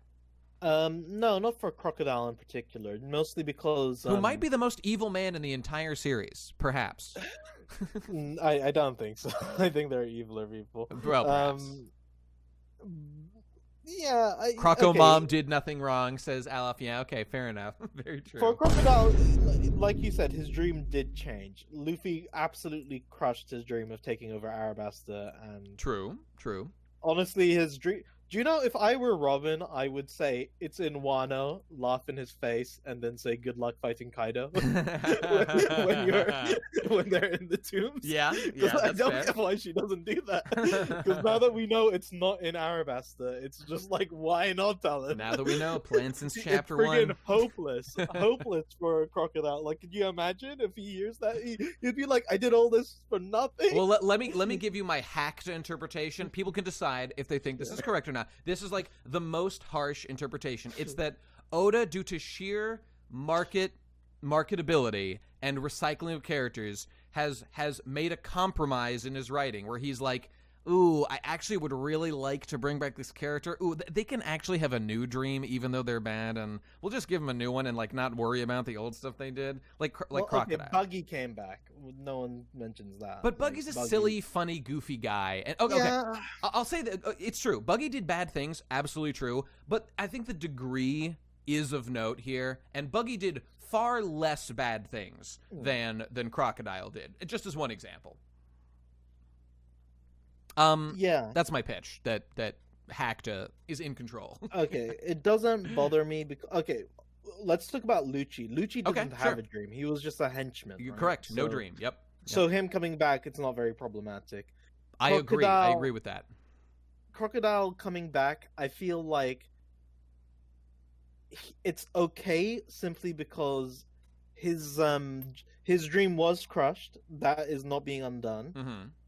He's not being redeemed in any way, at least so far. Not really. That's true. He hasn't apologized for anything.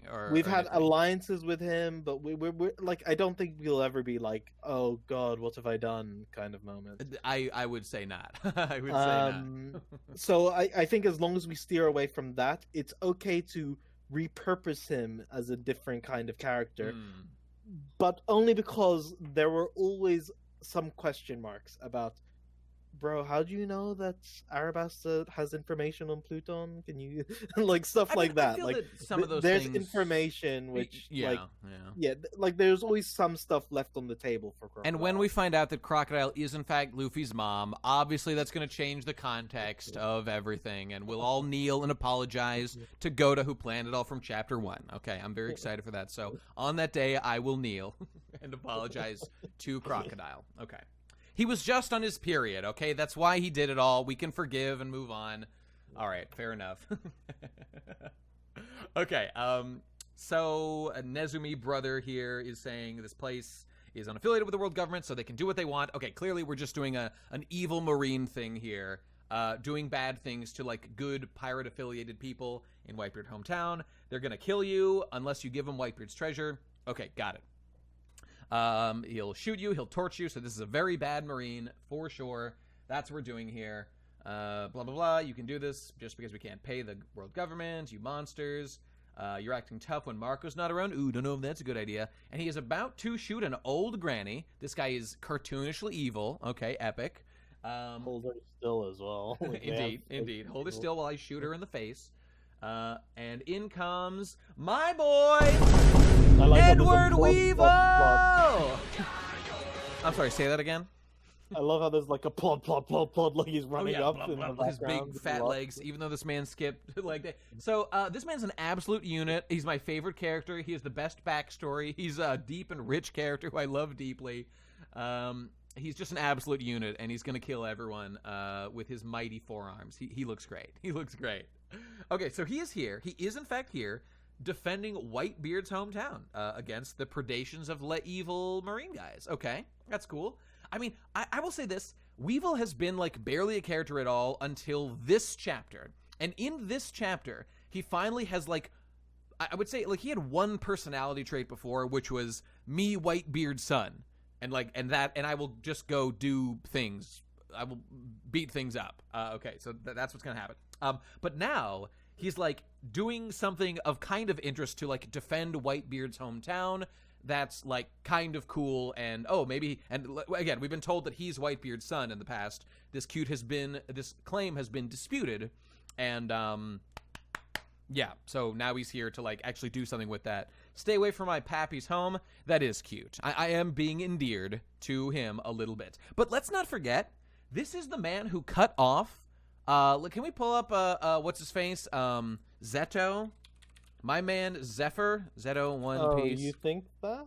I don't know it. I 100% know it for a fact. That's just canon. That he's the man who cut off Zeto's arm, and he, It's your boy. Wait, zoom out. Come on, zoom out. Film Z, bro. This is the guy. I mean, I forget how I know it, but, like, I thought I was, like, 100% sure that it was ruled out that, like, the Shichibukai that was left was the one we didn't know about yet, was the one who had done it. And, it's never outright confirmed. So it, like, could be Mihawk or something, maybe? That's, like, possible? I've always thought it was possible to be, Doflamingo. Like, my pet theory was, Doflamingo is famous for attacking a, Tenryubito ship. Offering ship. Right.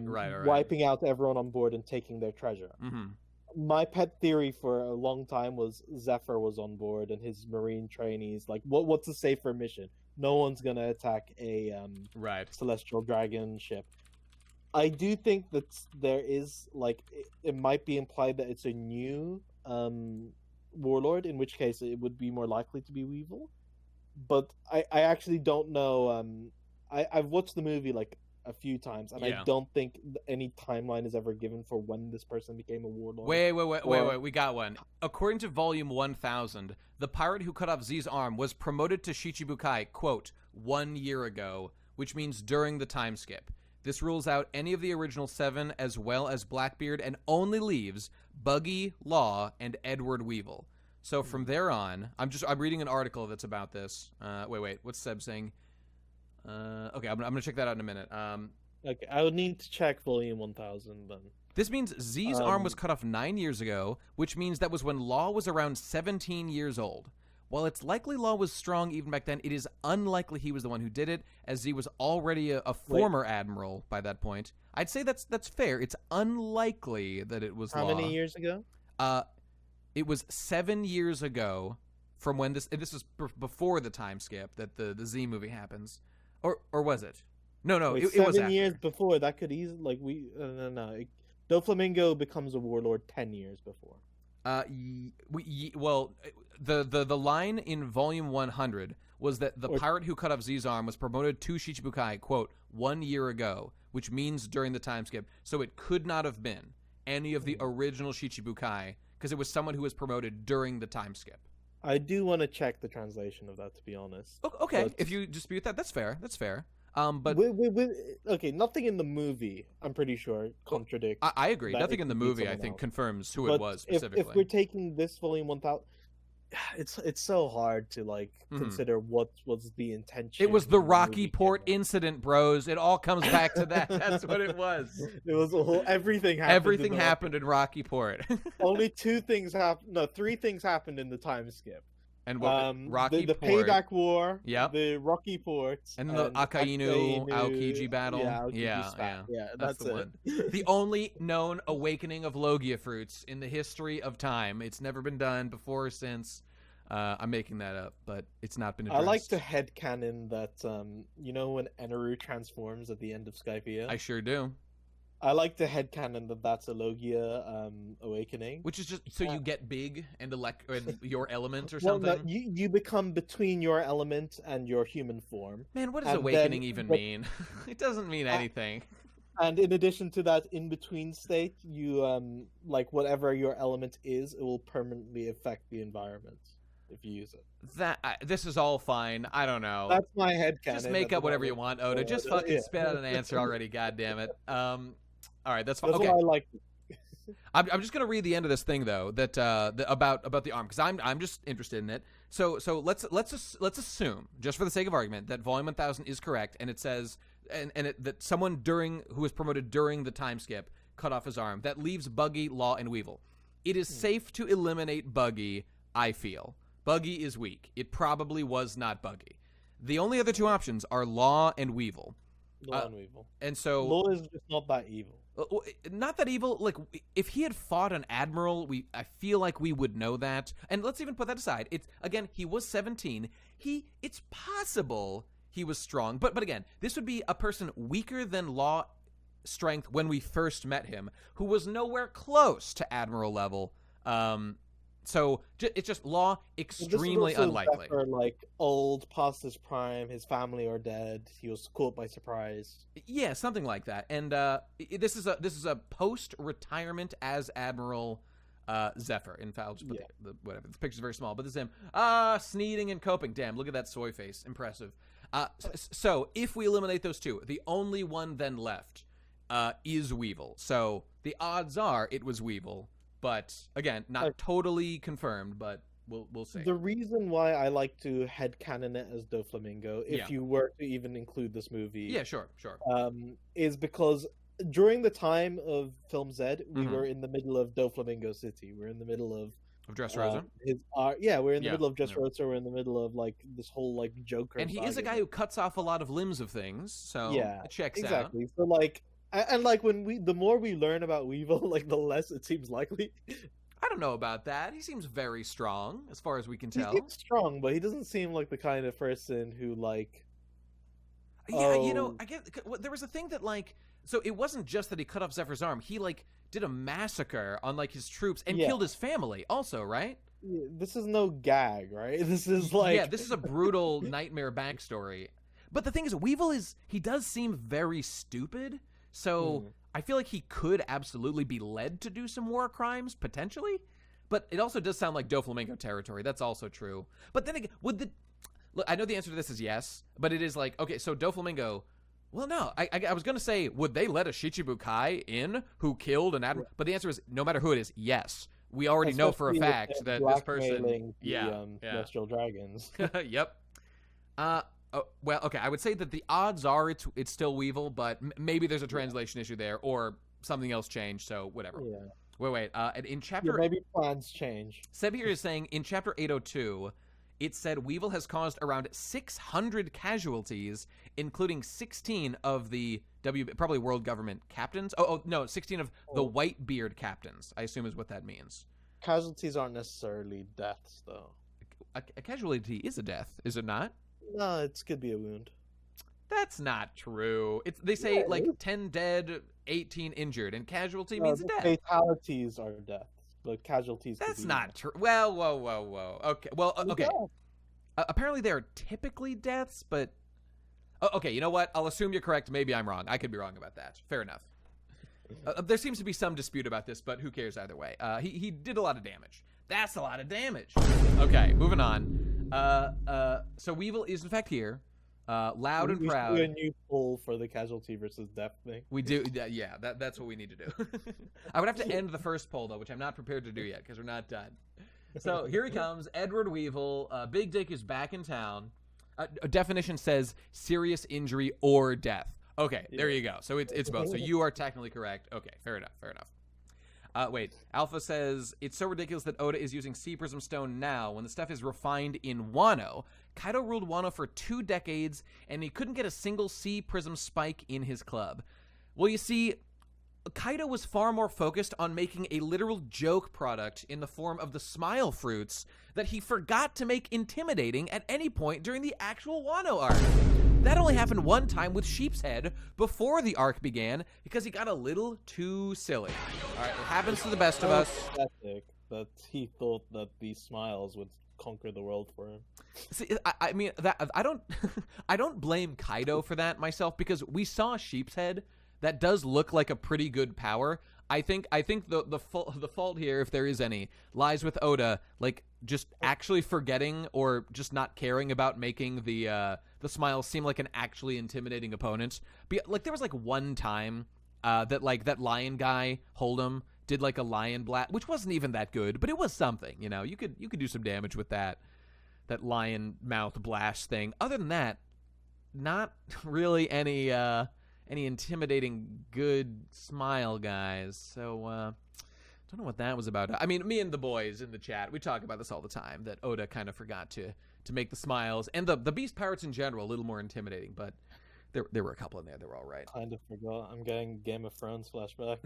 Indeed. Oda kind of forgot about this. Lol. Okay, and the numbers. Oh man, I can't wait for the numbers to be into. Oh my no! God, the numbers. Oh no! Let's not talk about Wano anymore. Wano didn't happen. It's not real. It's fake. Okay, so let's move on. Captain Rocket. They flee from Weevil like the betas they are in the presence of a Sigma. Okay, he's got that Chad energy. They can't stand up to it, so off they go. Warships were meant to hunt down the warlords. Now they're disbanded. Okay, everyone runs away. Lost contact with the squad. He got them all. So he's a monster. Weevil is obviously extremely powerful. He's just destroying ship after ship. He's extremely powerful. Okay, so they flee, and they report that Weevil showed up to defend Sphinx Island. They're requesting assistance. Okay, cool. So now, excuse me. So they're informing Marco of what went down on this island, that Weevil saved them. That's nice. Marco's happy to hear it. And then here comes a relevant character saying that wasn't the end. They sent for backup, and here it is. Former member of the Rocks Pirates, self-proclaimed scientist, Mad's resident freeloader, Miss Buckingham Stussy. This is, in fact, her. It's been confirmed. Okay, now we know now what was clear last chapter for those of us with a high IQ, such as myself. And so she says, none other than Admiral Rokugyu, so an admiral came back, and he did, in fact, defeat Weevil, or something it seems. And they've taken him away. Get my beloved son back. While you're at it, fork over Newgate's inheritance too. Okay, let's just read the page and then we'll circle back. So they did in fact capture Weevil. Off he goes. Sent to prison for protecting his father's village. Isn't it tragic? Don't you think our boy is a noble soul? Okay, she's doing a meme talking to Whitebeard or whatever. I appreciate you guys protecting the place. And then Blackking says, I can hear in your tone you still doubt he's Whitebeard. I know someone who can prove it. Dr. Vegapunk. Okay. Okay, you know what? Before we do the last page, let's in fact cover all the Bucking stuff here. Okay, so first of all, it's been confirmed that she is the Stussy lady, and we know that the clone of her is Stussy. Okay, yes. Cool, very very nice. She was the one on that cover page. She was clearly the one on that cover page that looked just like Stussy. Okay, and because it says right here. Self-proclaimed signed at Mad's resident freeloader. Okay, let's get to this. That's a reference to the self-proclaimed lover of Whitebeard. That was her original and now she's self-proclaimed about something else. Okay. I forgot about that. That's good. So I get the connection there. But resident freeloader. Yes. Okay. What's going on there? Can you had a theory about this? Tell us about it. I do. Yeah. This Stussy is not the Stussy we know. She had a very different upbringing. It's like Trunks and future Trunks in Dragon Ball. They're different people. They live different lives. This Stussy, I think people should kick it out of their heads that she was a legend. Okay, just because she was on Rocks. She was on the Rocks Pirates, though. That's pretty good. She was around legends. This is what I'm thinking. Okay, based on her character here, where she's even now when her son is taken, she can't stop herself from mentioning the inheritance. She's a grifter. She's a grimy grifter who goes from con to con. Women taking yet another L in Oda's series. Some kind of angle to get some kind of money. So when she was at Mads, she was like, "Oh yeah, sure, I'll let you clone me if there's something in it for me." Sure. Or, "Oh yeah, sure, I'll tag along with Rocks." For all we know, she could have been one of countless not notable members of Rocks. True. Like, we saw all those scientists Buggy. standing behind them too, so there were a lot of members. Yeah, it looks and like it. Buggy was like a member of the Roger Pirates, Yeah, and yeah. like no one knew about this. Like the world government didn't know until after he broke out of Impel Down. Yep. That he even had a connection. So for all we know, she was like a third-rate jobber, like just tagging along with the Yeah. Rocks for like profit, or just because she was like she was like a Whitebeard groupie or something. And Yep, then she yep. saw a chance of getting some money off of Mads. And now in her late like 80s or whatever, she's grifting about trying to get Whitebeard's inheritance. Just like I- as Damon says, Nate freeloading off TCB. Ouch. Absolutely accurate. Yes, I'm a cloud chasing cunt. That's me. So I think that is her character. Her character, the entire point of it is she's just after this like wealth and glory and whatever, and she Mhm. doesn't like. She's not actually a legend. She just happens to like be very well connected because of how long she's been in the game for. Indeed. And I think we now need to understand Oda's point with this character. We need to refer to the words of Bernie. The American people are tired of women. Yes, there you go. Okay, they're tired of characters like this, and it is what it is. Very, very shameful, Oda, to depict another character this cruelly, to defame an entire gender. Very very mean, very cruel. Okay, anyway, I agree. She looks like she's a clout chasing Ethot, the original Ethot, perhaps, of the pirate world. And she's I like thinking of her as the Buggy of the Rocks pirates. Yes. Only probably more of a succubus angle. You know, Stussy's the young hot succubus. She's just a true gutter slut, that Buckin back in the day. I'm actually not sure that she would have the same fruit, or even. I mean, yeah, there's no reason to assume that's the case. Then again, maybe. I don't know. It's possible. Possibly, but like, okay, if we assume the vampire fruit, would Mythical it be Zoan, maybe. Or... You think it would be a zone? Okay, if yeah. it was a no, actually, I'm pretty sure like it can't be, because like for Kaido, it took him like he says 20 years of researching his genome, his Yeah. lineage factor Right, to right. just make this one fruit, and it still was a failure to him. It was pink. Yeah, So I don't it's fair, think he was mass I producing. think it is these fair to zones. conclude that at best, Vegapunk has made that fruit is his best attempt at a mythical Zoan, and it was still a quote-unquote failure, even though we know it was kind of a success. But and it seems like this green blood breakthrough for Paramecias is like, you know, it's a newish or recent. thing Yeah, or something. But yeah. like even if it wasn't, like we're not seeing like There's no unless, green like, we blood cut in to her. next chapter and like yeah, we see yeah. like we see Stussy with like a syringe. or Yeah, something. I think it's safe to assume. So yeah, I don't think she's a Paramecias. She's definitely not a Logia. Or I mean, more likely is she just simply doesn't have that fruit, the older Stussy or whatever. yeah, that, she you know. she could have just simply found a fruit, or was given it like the same way Kaku was given a fruit during CP9. Yep, exactly. I wouldn't be surprised by that. I continue. I'm just guessing here. I'm just betting she has simply the Zoan bat fruit, but I could be wrong. Maybe she has the literal Hito Hito no Mi model mythical vampire. You know, it's possible. Or Succubus. or Succubus too. That too. Because the thing is, That would bats go with don't the actually pleasure suck blood in district. real life, so she's more of a vampire than a bat. I don't know. Like again, as with many things in One Piece, like remember the original Pegasus that we saw in One Piece? You know, the good Pegasus, which was during Yes. Skypiea, which was I believe it was a bird. No, Who ate yes, the horse fruit. a bird that ate the horse fruit. Okay, very base. Love that. And it was like Oda, through using devil fruits, made a fantastical thing that we know of in real life mythology or whatever through a combination of things. And currently my theory is that Stussy is the same way. She's a human who ate the bat fruit, and that has produced a vampire person. Again, could be wrong. Because it's in between. But then again, the fact that she puts people to sleep specifically is like Bloodlust. that does seem like a succubus thing to do. So I mean, again, we'll just find out. I want it to be the vampire thing, but that does need to be explained specifically how she puts people to sleep. So The Sucky Pegasus Bros. thing is the funniest joke in the series, by the way. I He's love like, it deeply. Yes, magnificent Pegasus, Yeah, and then it's yeah. like the same thing. You that just fly away. that's the good stuff. That's the good stuff. Also, that fruit did absolutely nothing to help that bird, other than obviously raise its dorikis by tenfold. That it did, but other than that, though, wasn't particular because it was already a bird, right? what's his name? I'm trying to remember the bird's Pierre. name. Pierre. Oh, see, you know.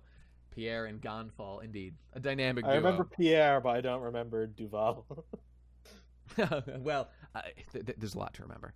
Okay, so is there anything else to say about this? I guess not. The thing about the clone stuff, the clone stuff.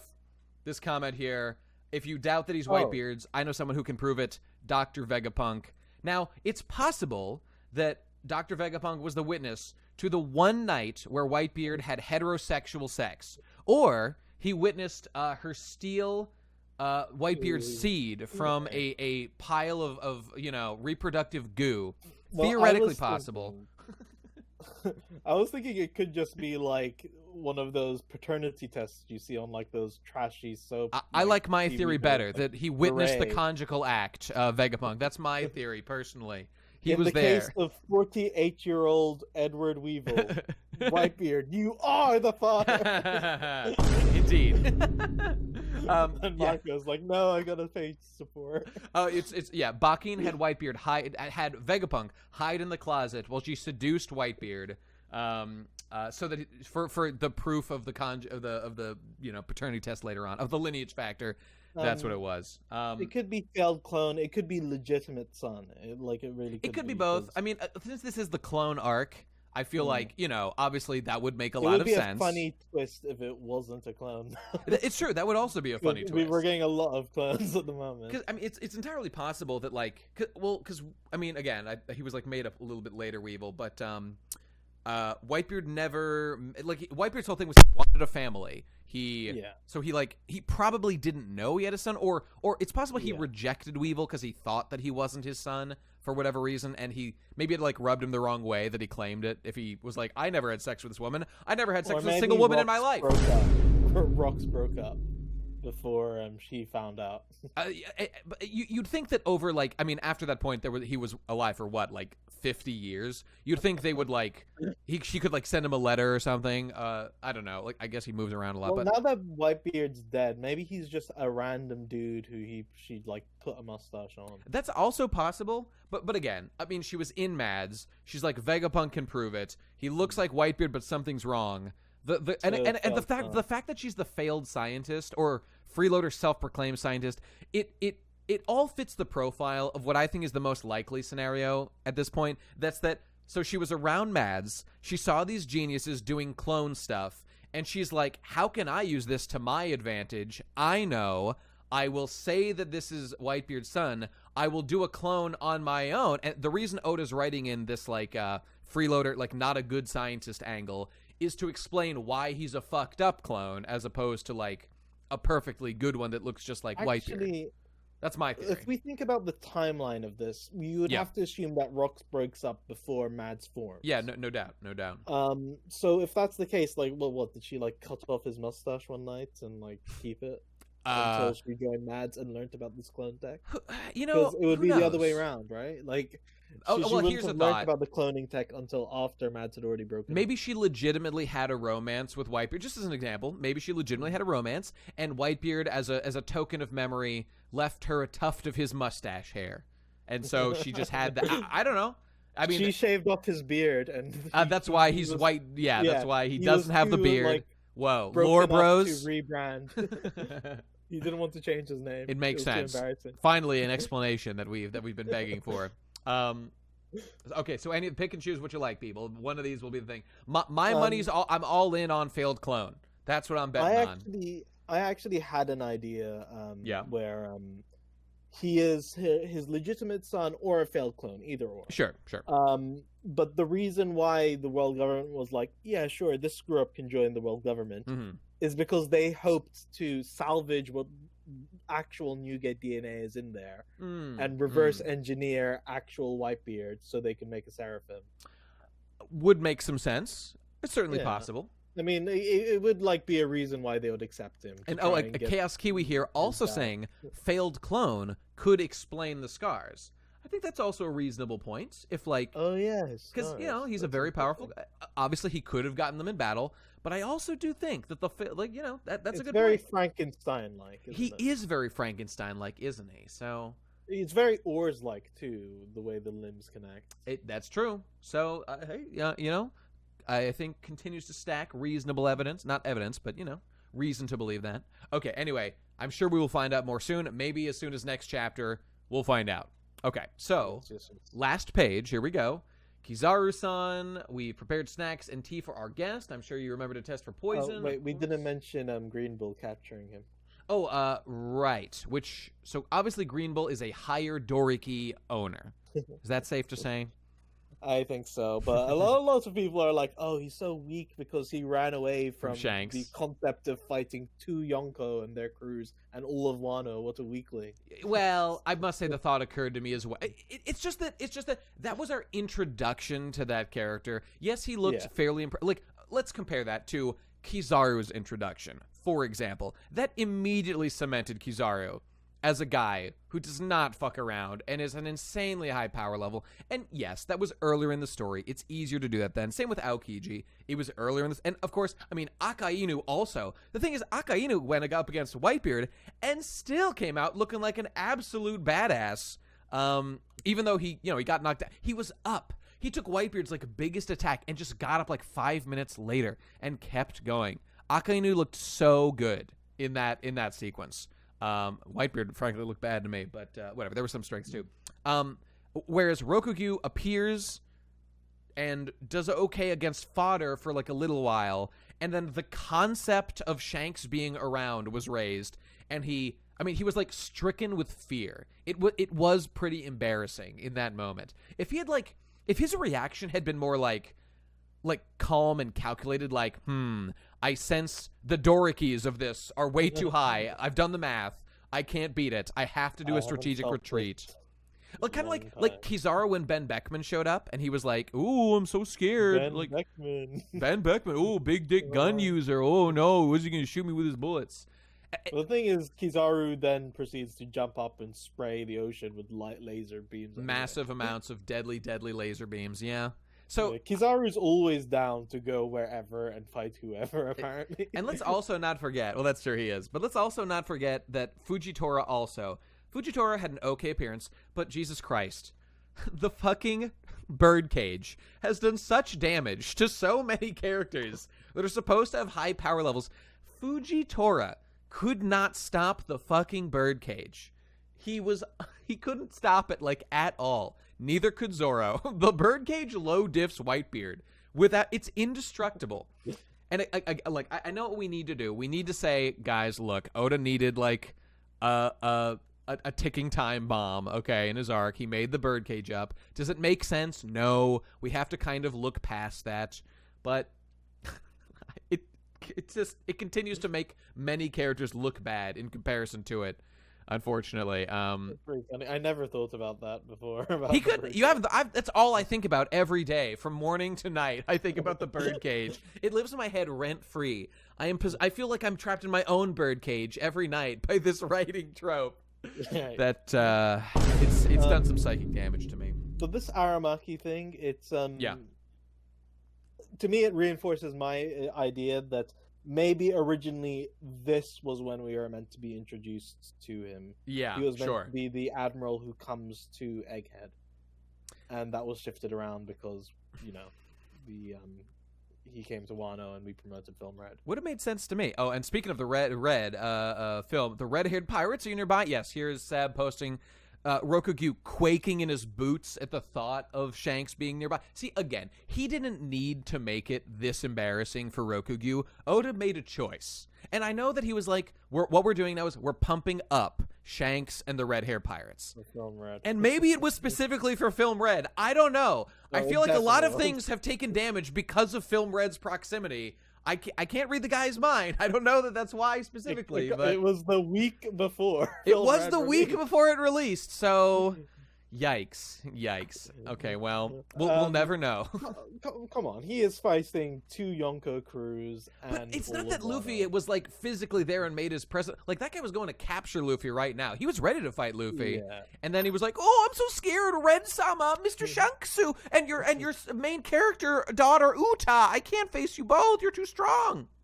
Look, all this Yeah, is. that's what it is. He sensed Uta on the show. Yeah, that's what he was truly afraid of. The father of Uta, the real power behind the throne. I dare not. I dare not take another step in this direction. I can't. That's what it really was. That's her song from the movie, if anyone. No doubt. I haven't seen it or listened to the songs, but I believe that they're all 10 out of 10.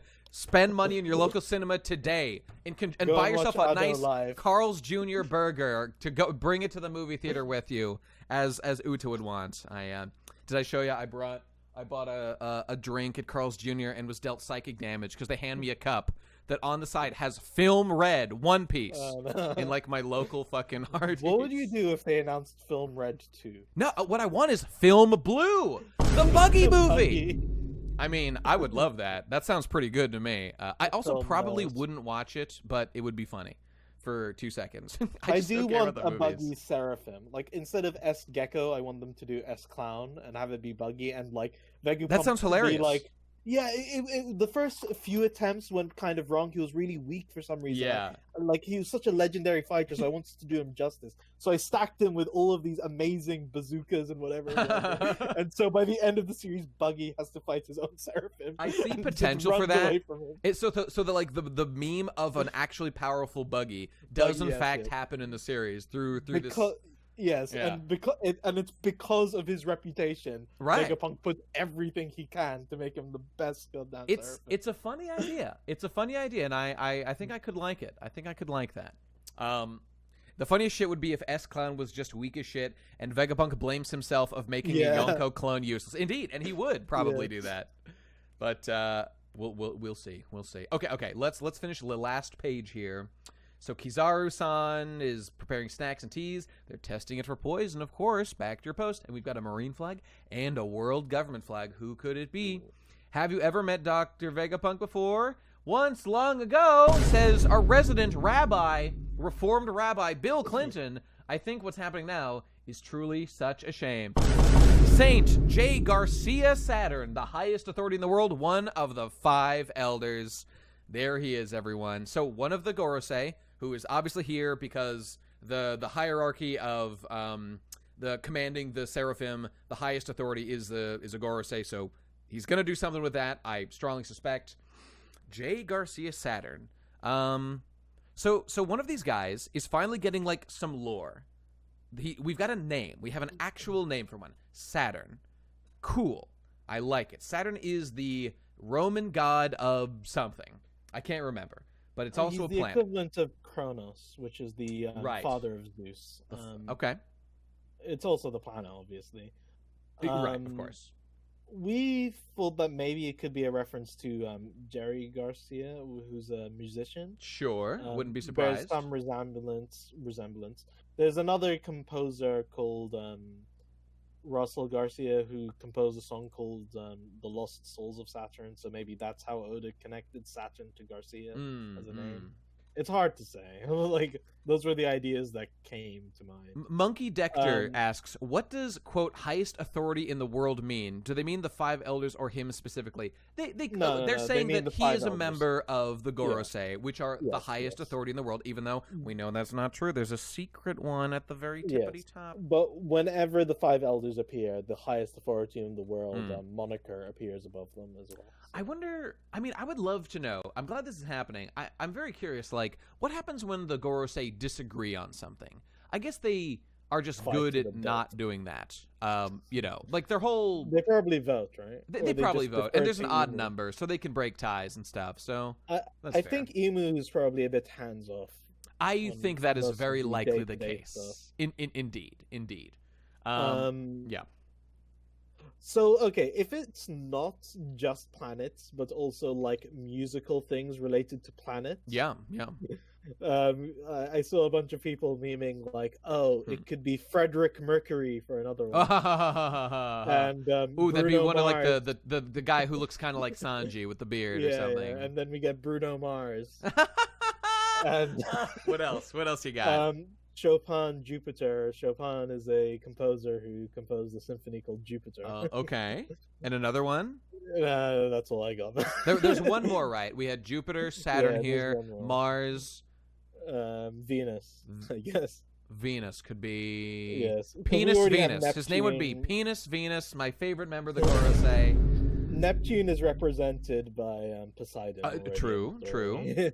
And Well, Pluton. Holy shit, Pluton is obviously another one Yeah. accounted for. What else have we got? Pluton is Hades. Venus, I It is guess. interesting to note that the weapons are all the Greek names, whereas True. this These are the Saturn is the Roman names. Yeah, that is interesting. Mars is actually not Mars. One of them is actually ubiquitous between. Is both it of them. Uranus? I don't Yeah, know. Uranus is the Greek. Yeah. God, I forgot who was actually the same between both. Well, no matter. I know it's not Poseidon. Maybe it's no. Pluto and Hades are the same. Okay, whatever. I don't know. In Greek, Pluton is a title for Hades because sometimes you don't want to say the god of death by name. Oh, and people here are saying in the chat that Nika is the sun thing. Okay, all right.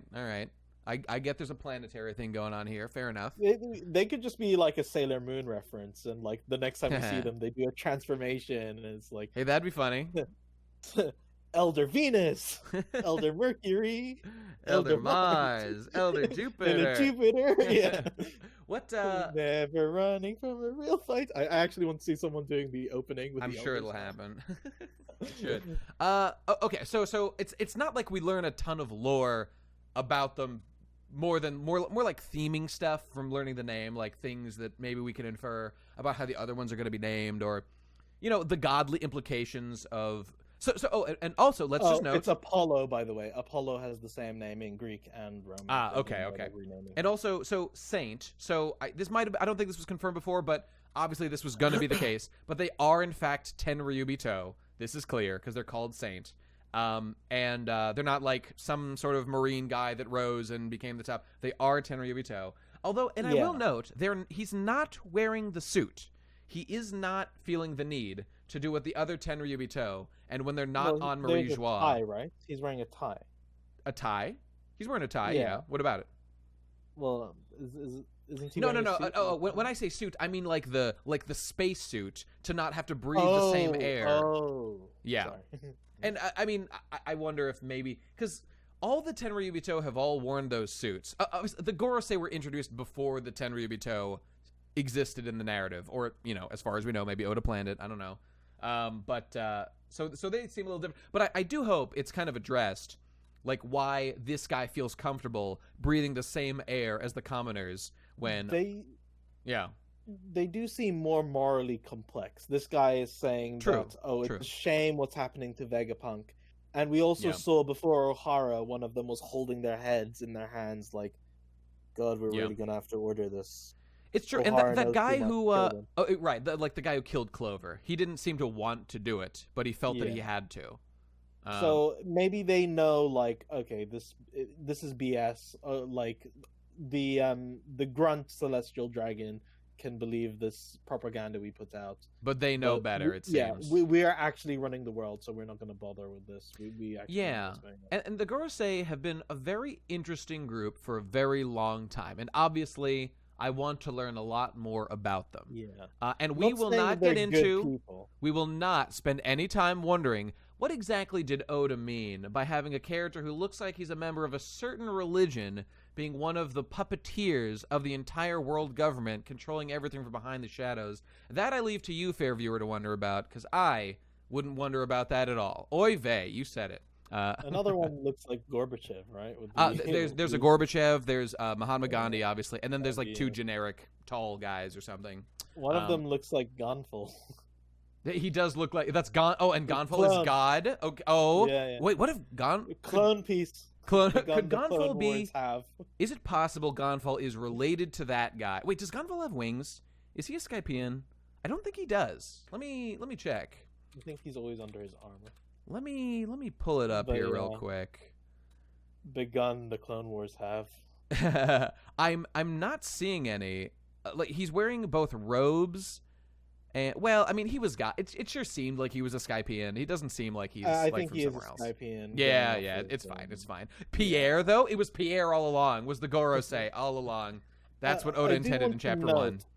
him saying once a long time ago Yeah. might give us some indication on their lifespan, because if like Vegapunk is only in his 60s, right? Correct, So a long time ago, it can't be that long ago in the grand scheme of things. I mean, let's say it was So- 30 years ago. That's a long Yeah. time, and that's possible. Right. So maybe that's because I know a lot of people think, oh, they're immortals, they've got eternal age or something. Bonnie de-aged them. We know this to be Yeah. true. Debunked last chapter. Bonnie does not de-age anybody permanently.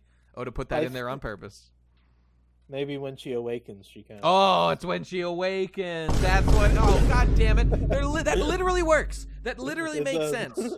God damn it! I'm gonna pretend you didn't say that. That's not a possibility. Oh, good. Well, I think that would be cool if she was forced to age up the Seraphim, so they're fighting Caliber by the end of the arc. Sure. That would be a that's, cool That's a fun thing to cliffhanger. do. Sure. I think I've mentioned that before. But yeah, if he considers like 30 or so years ago or whatever to be a long time ago, Mm-hmm. then maybe that implies that he's not like a millennia old. Maybe like his son would take over if he dies, and it's in that family to be the elders. Or whatever. I thought that was a decent theory before we learned what we learned last chapter about Bonnie's power. At this point, I now think that it's probably just not true.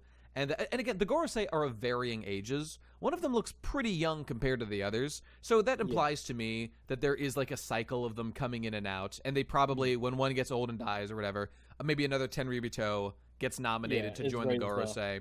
I find that a believable theory. I think only Emu is consistent. Now Emu being immortal, that I mean, Yeah. we know that to That be a makes real sense. thing that can be done in One Piece through the Yes. Ope Ope. That I And- think would make some sense. The fact that Doflamingo thinks the combination of the Ope fruit and the the treasure of Mary Joie would make him invincible. I'm sorry, the It's what of also- Marie Joie? The treasure. The treasure, which we don't know The what it is yet. Grand Line. Yeah, we don't know what it is. Oh, yet. okay, sure. We just know there's a national treasure of the Holy Land. Right. Which, Could it be the ancient weapon that's been used? it could be the to- ancient weapon. Yeah. We really don't know. The control but- device for Laputa. Yeah, we don't know what it Hmm. is, but It's the hat. Doflamingo suggests that having both would make you invincible and the ruler of the world. king of the world. Okay. So maybe Hmm. he's basing that on someone. Like maybe he knows about it. Well, see, he knows that whoever wears the straw hat in the narrative of One Piece becomes the one who will control the Oh, destiny. Therefore, the giant straw hat is, in fact, what you need to rule I One just- Piece. I don't want that straw hat to be. I know. like It's what it seems to be. in my nightmares, I see the giant straw hat, and I I- worry. Look, I can accept Roger having the hat because That's connection to acceptable. Shanks, that's why it's okay. important. Yeah, That's yeah. fine. As long as Roger didn't have the same fruit as Luffy, he has his own powers. Okay, that's cool. Yep, Joy I prefer Boy, that. I don't mind Joy Boy having the same powers as Luffy, so long as he doesn't have the hat. Okay. I If really either of them don't have want that both, fucking I will hat. Actually, be upset. Oh God! Oh no! People are talking about it. They're talking about the only moment I ever cried in One Piece, Chosen Piece. No. We won't be reading this again.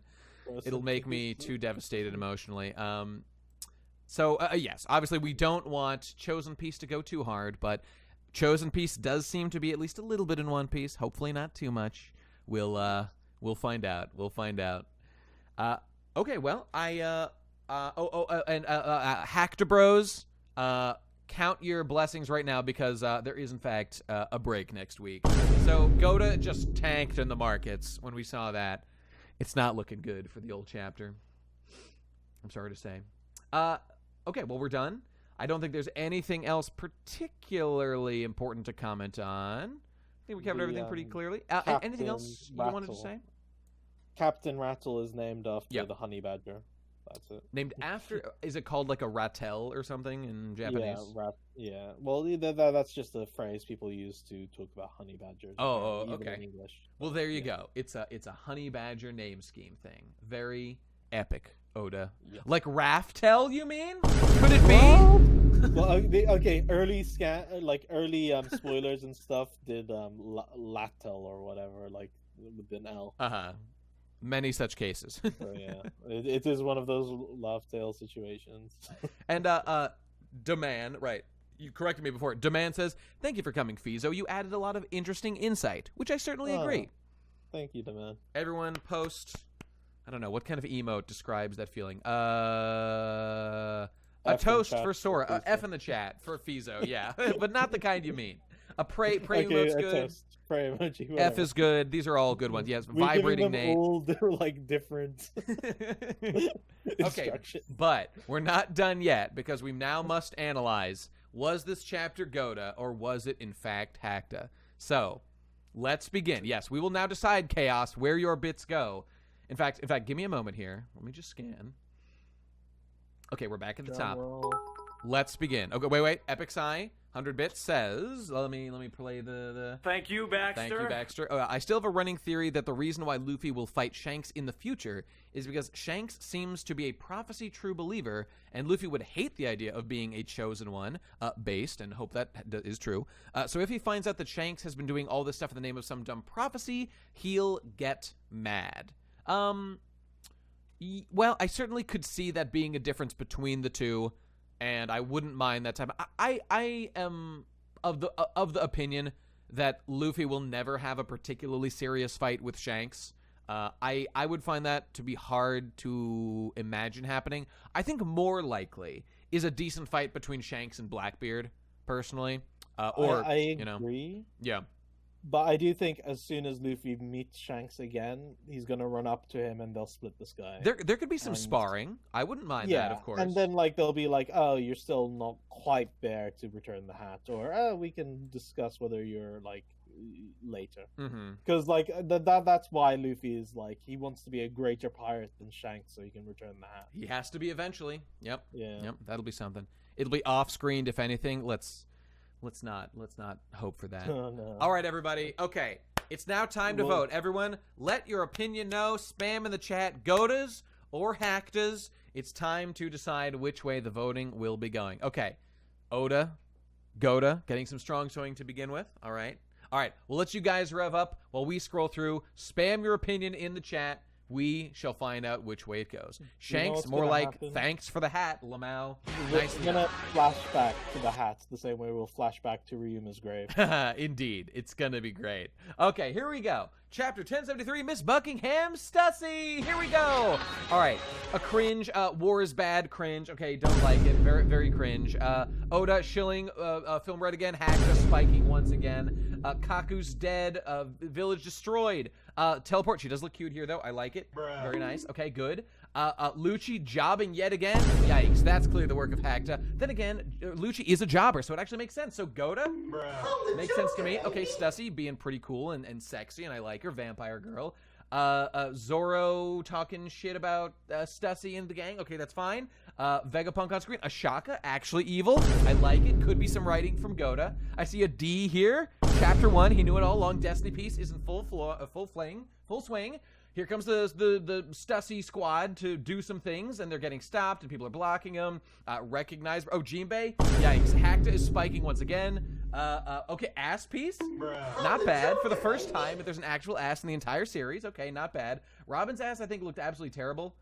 Okay, there's like a slight curve. Okay, it's more than 0, but not too impressive. Now, over here. Wait. Where's the one? There it is. That's what I was looking for.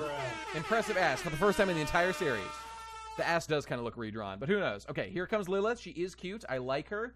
Little Mihawk going to kill her, but stopped by very strong Zoro. All right, not bad. Double sword attack. He looks pretty cool. Dabbing on Mihawk. That's a bit Goda. I'll say that. Mihawk is cool.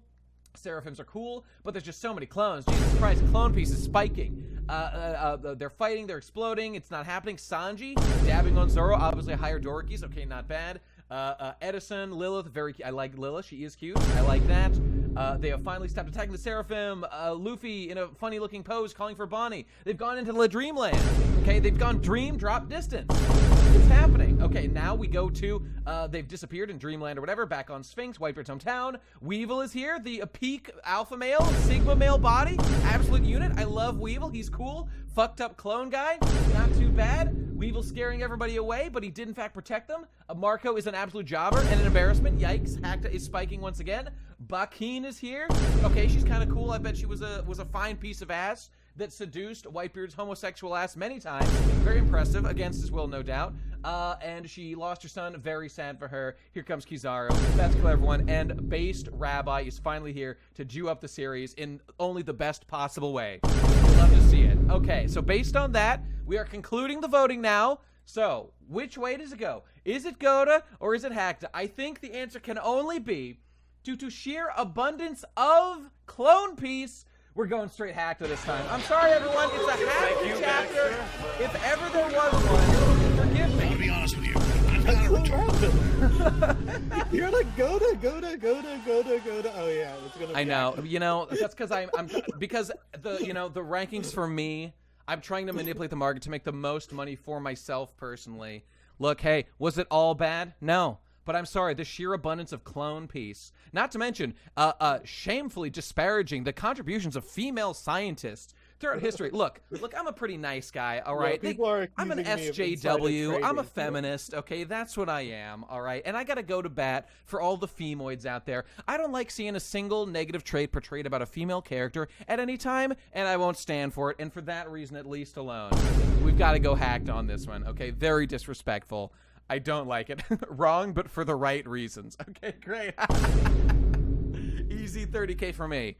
Look, hey, there's a lot to like about the chapter, okay, but I just can't handle disrespect on my girl, all right? It had to be done. So, insane. The people are revolting. They're storming the bank looking to get their money back. But let's People are focus on saying the I was upside. supposed to sway him, and this is insider trading. The insider trading took the day on this one. I'm sorry. I'm sorry. But look at this. 90% went for Goda. Nate was the you real know hack what'd all be along. funny? 304,000. I'm sorry. Go ahead. If we do a surprise second vote, Yeah. and everyone thinks I'm gonna vote Goda, and then I vote Active. 304K. All right. Was all in on Goda. All right. 50 people versus 21 people. I noticed going in at lower amounts on Hakta. Dabbing on the Goda cucks. Karn's doing it. All right. Impressive. Nicely done, everyone. Listen, look, it is what it is. You got to sneed and cope and accept it, people. That's just how the cookie crumbles sometimes. Sometimes Hakta has a come-from-behind victory. Free 80K for Elwood. Congratulations. I only put in 800 and got back 10K. wait. I'm suspicious that you just Thank didn't you, want to have Baxter. 3 Godas in a row. Well, we'll just never know. We'll just never know what the truth is and where the reality of the situation is. I'm sorry, Write everybody. in if you're outraged. My apologies to those who just lost their entire life savings of Buckaroo bits on believing in Goda. Big mistake. Big mistake. You never know. Next time. Hopefully Goda wins it next time. We'll And do it look, next it was time, look. boys. What do you want from me? Like, we're going on break next week. Why did Oda choose to include a break in his series? Okay, Thank you, that's Baxter. clear Hakta right there. He chose to do that. There can be no forgiving a chapter like that. So, It's so weird how it's the page before. because it's like a double spread page kind of thing, I guess. Yeah. It must just be the way the layout's designed for this. It is weird though. I don't know. Oh, it's probably because of the info box. Yeah. Obviously, he didn't want to block that. That Yeah, must be it. That must be it. The Gorosei rigged and fractal. Look. They. Okay, I'm not saying, but some parentheses around who's controlling the voting in this arc. Some people are manipulating the markets. All right, don't put that on me. It's all in the Gorosei. They tell me what to do. I do it. Enough said. All right, everybody. You know, when they say Yeah. that island never existed. Yes. You should make that a meme for like Midda. Midda never existed. In Midda, this case, yeah. Goda never existed in this Yeah. chapter. What is it? What? It's all Hakta. Always was. That's the meme this time. Mm-hmm. All right, everyone. Thanks for stopping by. Thanks for visiting. My deep apologies to all the tragic voters of Goda this time. Remember, people, this is fun piece. All right, let's keep it lighthearted. Let's not get worried too much about this. We're all here because we love One Piece, right? We dab on it, okay? We joke, we jape, but pretty good chapter. Got to say, a lot of things that I enjoyed about it. And seeing progress on Gorosei lore, it's almost a little weird. Seeing like the Gorosei get like an actual name and like personality, it's weird. It's been so many years. These guys are just like an abstract group without personalities, but now one Makes is me by wonder himself. if like Yeah. these names were picked out well ahead of time, or if he's been like Yeah. thinking up good names all this time. I wonder about that too. But I mean, Pluton. Let's notice Pluton was first mentioned in Alabasta in chapter like 200 or something like that. Yeah. And you know, right there we got like a planetary reference with like a very important lore thing. So you know, the Gorosei didn't have to be named the same thing or anything, but like I find it, you know, believable that that he could have planned out things like that from long ago. But again, they're just names. It's not like it really matters one way or another what he calls them. I mean, for all we know, none of them are going to be planets other than this dude. Right. That's a total guess. You know, like with like Vegapunk's got names that are like, you know, I mean they're mostly inspired by like philosophers and stuff, but the pattern's like a little wonky with some. Like, what does Kind of Shaka like mean? Shaka's like a Buddha name or something. I think they're all like craters on the moon or something like that, or moon related. Or Oh really? Oh okay. Yeah, like you've got a Lilith dark moon, and you've got Edison's a crater on the moon, and you've got a bunch of other stuff. Seb. But some of them are just like famous scientists as well, or they're a combination of both. Right. Seb, I'm sorry you lost your home by losing all your buckaroo bits. That's just the whims of the market, buddy. You just got to be smarter, all right? Raise your IQ, all right? Go study at the library. Go lift books once in your life. And maybe next time you'll win yourself a couple of buckaroo bits and clan your whole family out of the deep poverty that you're now trapped in. Until the next chapter, which I probably won't do one next week because there's no chapter and whatever. I'm doing other stuff. But certainly in 2 weeks when there is a new chapter, I'll be back, baby, and we'll keep it going. So hope to see you then, Thanks everybody. for having me. Thank you, of course, Feeso, for coming on the show. It's a true pleasure. And I didn't irritate everyone. you certainly did not. Everybody loves your commentary, and I like the translation background. I think the people do too. When movie read, I don't know. I just don't care. I just don't care. Red reaction stream. This isn't my full-time job, so I don't need to do things that are good for the algorithm, like that obviously would be. I can do things that I actually care about slightly more, like the actual chapters, and not worry about it. Wait, what does Ghoulish say? Seb didn't... What does this say? Seb didn't lose his home to gambling. He lost it because he's a bourgeois in a peasant's revolt. Oh, that's true. Stay safe out there, Seb. Stay safe. All right, we're leaving. Thank you, everyone, for sticking around. We'll see you in 2 weeks at the latest, and maybe soon. We'll do some other streams on my... Actually, I'm thinking I might just stop the Sunday streams. I was telling my patrons before I might just do that because it's just kind of pointless. I don't know. I'll let you know about that, people. Feel free to message me or something in one of the chats. I'll let you know what's going on with that. Right. See you guys later. Thanks for stopping by. See you soon. Feeso, thank you again for being here. Go read the other things produced at TCB Scans, especially One Piece. They make great work, and they do it for free because they love all that stuff, and they make little to no money on everything. Mostly none. So, there you go. Enjoy, everybody. Bye, everybody. See you next time. Bye. Bye, indeed.